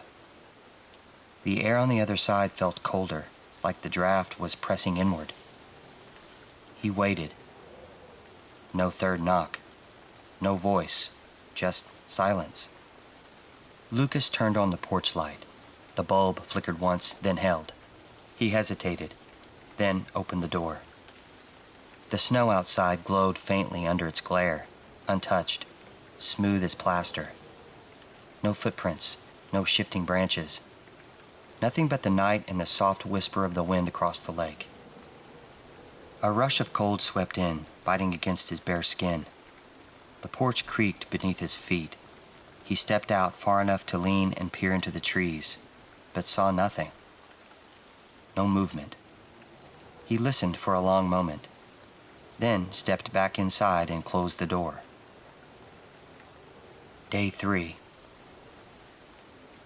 He didn't mention it to Amber when she stirred the next morning. Not right away. Only over coffee, when the silence between them grew too noticeable, did he say something about hearing a noise the night before. She glanced at him over the rim of her mug and asked, like what? Lucas shrugged and said it could have been the wind. Just 3 knocks on the door. Amber didn't answer, just set her cup down and opened the fridge. She didn't laugh, didn't call it ridiculous, but she didn't ask any more questions either. Lucas didn't press. He stood up from the table and went outside to chop more wood. When he returned, they made the decision to drive into town. The woodpile was stocked now, and neither of them had the energy for another full day in the cold. Besides, Amber said they needed more coffee. That was the excuse. The nearest town was 20 minutes downhill, one road, winding and sharp at the edges, bordered by snowbanks that had hardened into ice. The place was barely more than a few buildings, a gas station, a post office that looked long abandoned, and a diner with 2 pickup trucks parked out front. They chose the diner. Inside, the heat was dry and artificial. Old plastic booths, a soda machine humming near the back, and a radio playing low behind the counter. The waitress greeted them like she hadn't seen new faces in weeks. She poured their coffee before they ordered anything. Amber asked if a lot of people stayed near Hollow Lake this time of year. The waitress took a beat, then said no, not since the lodge burned down. She didn't explain further. Lucas asked if she ever heard stories of knocking out there. He said it casually with a shrug, like he already knew the answer would be no. The waitress didn't answer right away. She looked between them. Her expression changed, just slightly. Then she responded by saying, "Don't open the door if it knocks." Nothing more. No smile. No curiosity. Just the sentence, "Don't open the door if it knocks." Then she turned away and went back to the coffee machine. Amber stared at her reflection in the window for the rest of the meal. Lucas didn't finish his eggs. They bought batteries and a spare lighter at the gas station on the way out. The man behind the counter didn't ask what they were for. He just bagged the items, handed them over, and said, "Storm's picking up again. Won't be many roads open tomorrow." Lucas thanked him. By the time they returned back to the cabin, the sky had started to darken again. The lake was dull and flat, the trees unmoving. But the feeling, the weight, was back. The firewood they'd stacked earlier that morning looked smaller now, like it had been disturbed. Amber paused at the front door before going inside. She didn't know why, just that something felt off. By dusk, the lake was vanishing into fog, and the trees beyond it looked like figures pressed against frosted glass. The fire sputtered more than it crackled, and the wood Lucas had chopped burned faster than it should have. Every few minutes, one of them would get up to add more. Neither said anything about it, but the silence between them had changed. Not quieter, heavier. The windows rattled occasionally, but not with the wind. It was more like a deep vibration, as though something beyond the walls had weight and was moving. They turned in early, but neither could sleep. The firelight pulsed faintly down the hallway, and from the bed, Amber watched shadows crawl across the ceiling. reshaped by the light of shifting flames. Sometime after midnight, it knocked again. This time, Amber heard it too. 3 slow knocks. Not frantic, not loud, just steady, like a metronome that had been counting down from the start. She sat up, pulse already racing. She didn't call out, just listened. In the living room, Lucas was already awake. He'd heard it too. The front porch light flickered on, automatically this time, as if triggered. Snow lit up under the bulb, just like before. Lucas stood near the door, staring through the peephole. Then he stepped back, turned, then 3 more knocks from the back of the cabin. Amber was standing now in the hallway. There were no back steps, no porch, just snow against a bare rear wall, and pine trees beyond that. The knock came again. Slower now.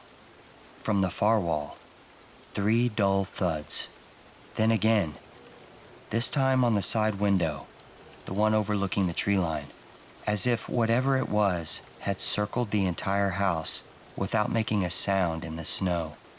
Amber stepped into the living room, her voice barely above a whisper. She asked Lucas not to open it. Lucas was already at the door, hand on the knob. Then the knock came again, closer. Amber touched his arm, stopping him. They stood there for a long time. The silence outside grew absolute. Lucas stepped away. Neither of them slept. By morning, the fire had gone out. The cabin felt colder than it had since they arrived. Day 4. The next day was pretty uneventful. They still had enough firewood stacked from the day before. The day felt long. Lucas and Amber's conversation always felt like a transaction. Lucas pretended to be interested in the small collection of books on the shelves. That night, they tried to go to bed early, but the air in the bedroom felt wrong, like someone else had been in there first. Amber lay awake with her eyes open, watching the ceiling. Lucas sat in the living room sharpening the hatchet with slow, deliberate strokes. He wasn't sure why, just that it felt necessary. Then, at 2:17 a.m., the knock came again. 3 slow raps. Front door. They waited. 3 more. This time at the back. Then the side wall. Then the bedroom door. Lucas stood. Amber was already in the hallway. They didn't speak. The knocking resumed. Now it came from all sides at once. Slow, measured, rhythmic, as if surrounding them, as if waiting. And then a voice. Quiet, right at the door. It called Amber's name.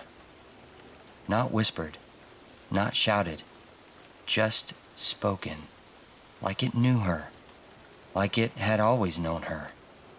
She backed away. Lucas stepped forward. She told him not to open it. Lucas stared at her, then at the door. The voice called again. Her name, then his.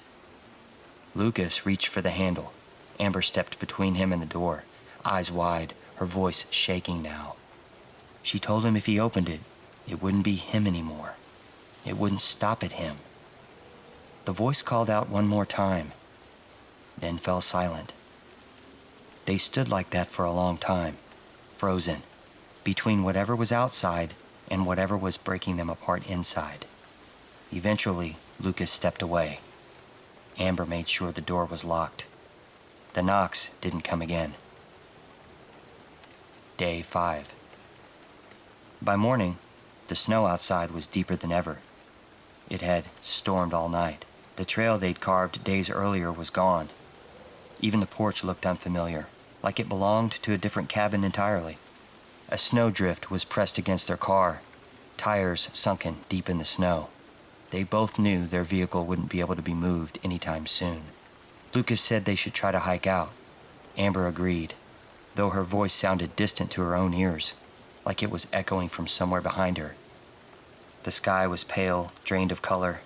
The trees bent slightly under the weight of the snow, forming a tunnel as they moved down the narrow path. A mile in, they heard it again. 3 soft knocks, off to the side, just beyond the tree line. Lucas stopped, turned toward it. Amber said his name. He looked back at her and smiled. That was when she knew. It wasn't the wrong shape or some grotesque imitation. It was perfect. Too perfect. Like a painting of someone she used to love. His eyes were still, empty, his movements just a fraction too smooth. He reached out, not fast, just gently, as if inviting her to follow. Amber ran. She didn't know how far, just enough to lose sight of him, enough to feel the world bend around her again. And when she reached the cabin, the same one, though she could have sworn she'd run the other direction, the door was already open. The fire inside was burning. Her mug was still on the table. Footsteps crunched behind her. She didn't turn around. She stepped inside, sat down at the table. The fire popped. Warmth crept up her arms. Something inside her relaxed. And when the footsteps reached the doorway and she heard her name spoken again, she smiled, not because she wanted to, but because something else already had. Epilogue. 2 figures walked down the slush-lined road into town, a man and a woman, bundled in winter coats, their boots caked in snow.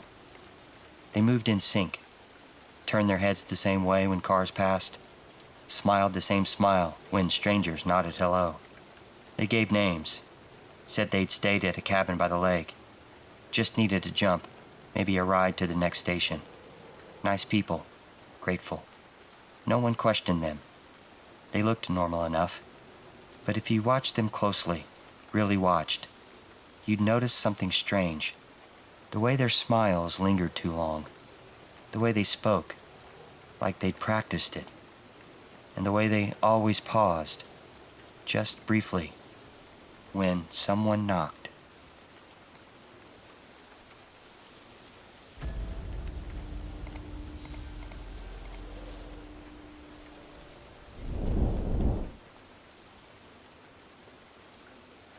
Maya had done plenty of house-sitting before, some for family friends, others for strangers who left long checklists and overfed pets. This one was easy, an older couple heading to Europe for 12 days, 2 cats to feed, mail to bring in, and a little house cleaning. The house was small, single story, tucked at the edge of a quiet, rural neighborhood. A little outdated, but safe for all intensive purposes. That sense didn't last long. From the very first night, Maya noticed the cats behaving strangely. They would sit and stare at empty corners, hiss toward vents, or suddenly bolt down the hall like something unseen had startled them. She assumed they were reacting to being around someone new, but their behavior never improved. The unease settled in slowly. A shirt she'd laid on the bed disappeared, then reappeared in the laundry basket the next day. She figured she must have tossed it there without realizing. A light she knew she'd turned off was back on when she returned from a walk. A spoon she left in the sink later showed up in the dishwasher. Just small things, too small to matter, until they added up. By the 3rd night, she swore she heard footsteps, soft ones, muffled by floorboards, somewhere toward the back of the house. She couldn't quite tell. She checked the hallway, heart pounding, phone light trembling in her hand. But nothing. She blamed the heating system, the house settling, anything to calm her mind. Still, she began locking the bedroom door at night. By the 5th day, more of her clothes were missing. Odd pieces, a pair of pajama shorts, one of her bras, a tank top. She checked the dryer, the closet, even the trash. Nothing. She told herself she must have packed less than she remembered. That night, she barely slept. The cats paced across the foot of the bed. At one point, she thought she heard whispering in the hallway. But when she sat up, the sound stopped. On the seventh night, while brushing her teeth, she thought she saw a movement in the mirror, just behind her, a flicker of motion. At this point, she thought she was going crazy. That morning, the pantry door was slightly open. A box of cereal had been nudged sideways. Worse, the back door was unlocked and slightly ajar. She thought about calling the police, but was afraid the cops would chalk it up to a typical paranoid female, jumping at shadows. She checked every inch of the house. Closets, the garage, even the crawl space hatch in the laundry room floor, though it was screwed shut from the inside, so she didn't bother. Still, she stared at it for a long time, long enough to notice how the air felt colder there. That night, she poured a glass of wine with dinner to try and settle her nerves. As she scrolled through her phone, she heard a soft thump from the laundry room. One of the cats jumped and hissed. The other took off down the hall. She stood slowly and stepped toward the back of the house. That was when the man grabbed her. It happened too fast to process, arms wrapping around her from behind, pulling her off balance. She struggled, elbowed backward, scratched, twisted. The man let out a low grunt and she broke free, sprinting barefoot toward the front door. He chased her. Maya tore down the front steps, screaming for help. Two men working on a truck 3 houses down looked up just in time to see her running, followed by a pale, rail-thin figure stumbling through the yard behind her. They ran over and tackled him in the street. He didn't fight back, just shook and whimpered as they pinned him down and called the police. He was wearing only her missing bra and underwear. When they asked Maya if she knew who he was, she could barely speak. When the police arrived and searched the house, they found the crawlspace panel pried open from the inside. Below, a flashlight, food wrappers, a nest of blankets, a water jug, a small mirror, and the rest of Maya's missing clothes. The smell was unbearable. The man had been using an old coffee can as a toilet. The man was found to be mentally unwell, wandered from his caregiver's home, and had been without his meds living there for weeks. He was taken to a more secure facility where he could get the care he needed. After learning all of this, Maya decided not to press charges out of compassion for the man. The owners returned a few days later. They changed the locks, sealed the crawl space, apologized profusely. A month later, she got a job at a local coffee shop, something busy, filled with people. And eventually, she overcame the quiet trauma she experienced, and that was enough to feel normal again. Maya hasn't taken any more house-sitting jobs since.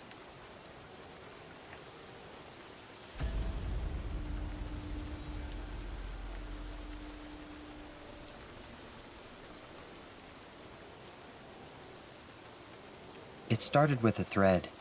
Owen had been scrolling Reddit late into the night. Something he did too often, without much thought. Just a flick of his thumb, a steady stream of links and jokes and half-formed arguments. But this one caught his attention, not because it had many upvotes, or because it was controversial, but because of the title. Does anyone feel like they're being watched by a thread? The text inside was sparse. One line centered at the top. It knows when you're here. That was it. No replies, no upvotes, nothing. It felt almost like a dare. Curious, he clicked refresh. One comment appeared beneath the post. Owen, you're late. He froze. He wasn't logged in. He hadn't left any trace that he could be linked back to his real name. His screen name was generic, nothing that could give him away. He refreshed the page again. The comment was still there, unchanged. After a moment, he laughed. Probably a coincidence. Someone trolling. He closed the tab and shut down his laptop. But as he reached to turn off the lamp beside the couch, his phone buzzed. A notification from Reddit. He opened it. A new reply. Still there, Owen? The next morning, he convinced himself it was a glitch, or some strange prank. He worked in IT. He'd seen stranger things. Maybe someone's spoofing his network. Maybe an app running in the background, leaking data. He spent the better part of his lunch break running scans, checking connections, changing passwords. Everything came back clean. That night he sat at his desk with a different laptop. Fresh install, new IP, VPN engaged. He searched for the thread title again. It didn't show up. But a different one did. "How long have you been reading this?" it said. The text inside was longer this time. Random numbers, fragments of code, words that didn't make sense. But the comments were worse. "Scratching your arm again? Gray hoodie tonight, looks comfortable." His breath caught. He glanced down. He was wearing the hoodie. His sleeve was pushed up, his forearm red where he'd been absent-mindedly scratching. He checked the timestamp. The comment had been posted seconds before he even noticed himself doing it. He slammed the laptop shut. His heart was pounding. He didn't sleep that night. Every time he closed his eyes, he imagined a presence, watching from just beyond the screen. Not a person, not a hacker, something else. In the morning, he unplugged everything. His router, his modem, he even pulled the battery from his phone. Still, when he powered up a borrowed device at the local cafe, the thread found him again. "Welcome back, Owen." The comments were worse now. They didn't just describe what he was doing. They predicted it. "You're going to sip your coffee, then look behind you." He did. There was no one there. He left the cafe without finishing his drink. His hands were shaking. By the third day, he was afraid to turn on any screen. But curiosity gnawed at him. Late that night, he sat at his desk in the dark and reopened the browser. No VPN, no alias, just his usual login. The thread was waiting for him. A new post. Title: "That's not you anymore." The top comment was a photo. At first, it looked like a random image. Grainy, poorly lit. But as he focused, he realized it was a photo of his apartment, his desk, his chair. The screen still open to Reddit. And in the background, barely visible, his own silhouette, standing behind the chair, blurred but unmistakable. His pulse spiked. He turned slowly, half expecting to see something behind him. But the apartment was empty, silent. He looked back at the screen. The image had changed. It was now a live feed. He stared at the monitor as his own face looked back at him, expressionless. But the reflection didn't move when he did. He unplugged the computer, yanked the cords from the wall, but the glow remained for a second too long, like the power had been feeding something else. He fled to the bedroom, locked the door, no devices, no screens, just silence. Until the next morning. His phone, powered off the night before, buzzed on the nightstand. A message. No number, no sender. Ready to come back online? Owen tried everything. New accounts, new devices, borrowed laptops, public libraries. Each time, the thread found him. The titles shifted. The comments evolved. It was no longer describing his actions. It was shaping them. One post read, "This is the last one you'll read." The comment beneath, "Don't bother logging out. You're already here." That night he sat in the dark, the screen glowing softly in front of him. He felt something shift in his mind, like a weight he hadn't noticed lifting. He read the final comment aloud. "It's not watching you anymore. You're a part of it now." The next morning, a user browsing Reddit found a thread titled, "Does anyone else feel like they're being watched by a thread?" The text was a single line. "It knows when you're here." They clicked on it. The comments were empty at first. Then, one by one, replies appeared. "Welcome back. Don't worry. You'll get used to it." The thread title updated in real time. Now, it bore their name. If you enjoyed these stories, please consider subscribing to the channel. Give it a like, a comment, and maybe a share. But if you didn't like the stories, maybe share it with someone you don't like. In any case, I'm glad you stuck around to the end.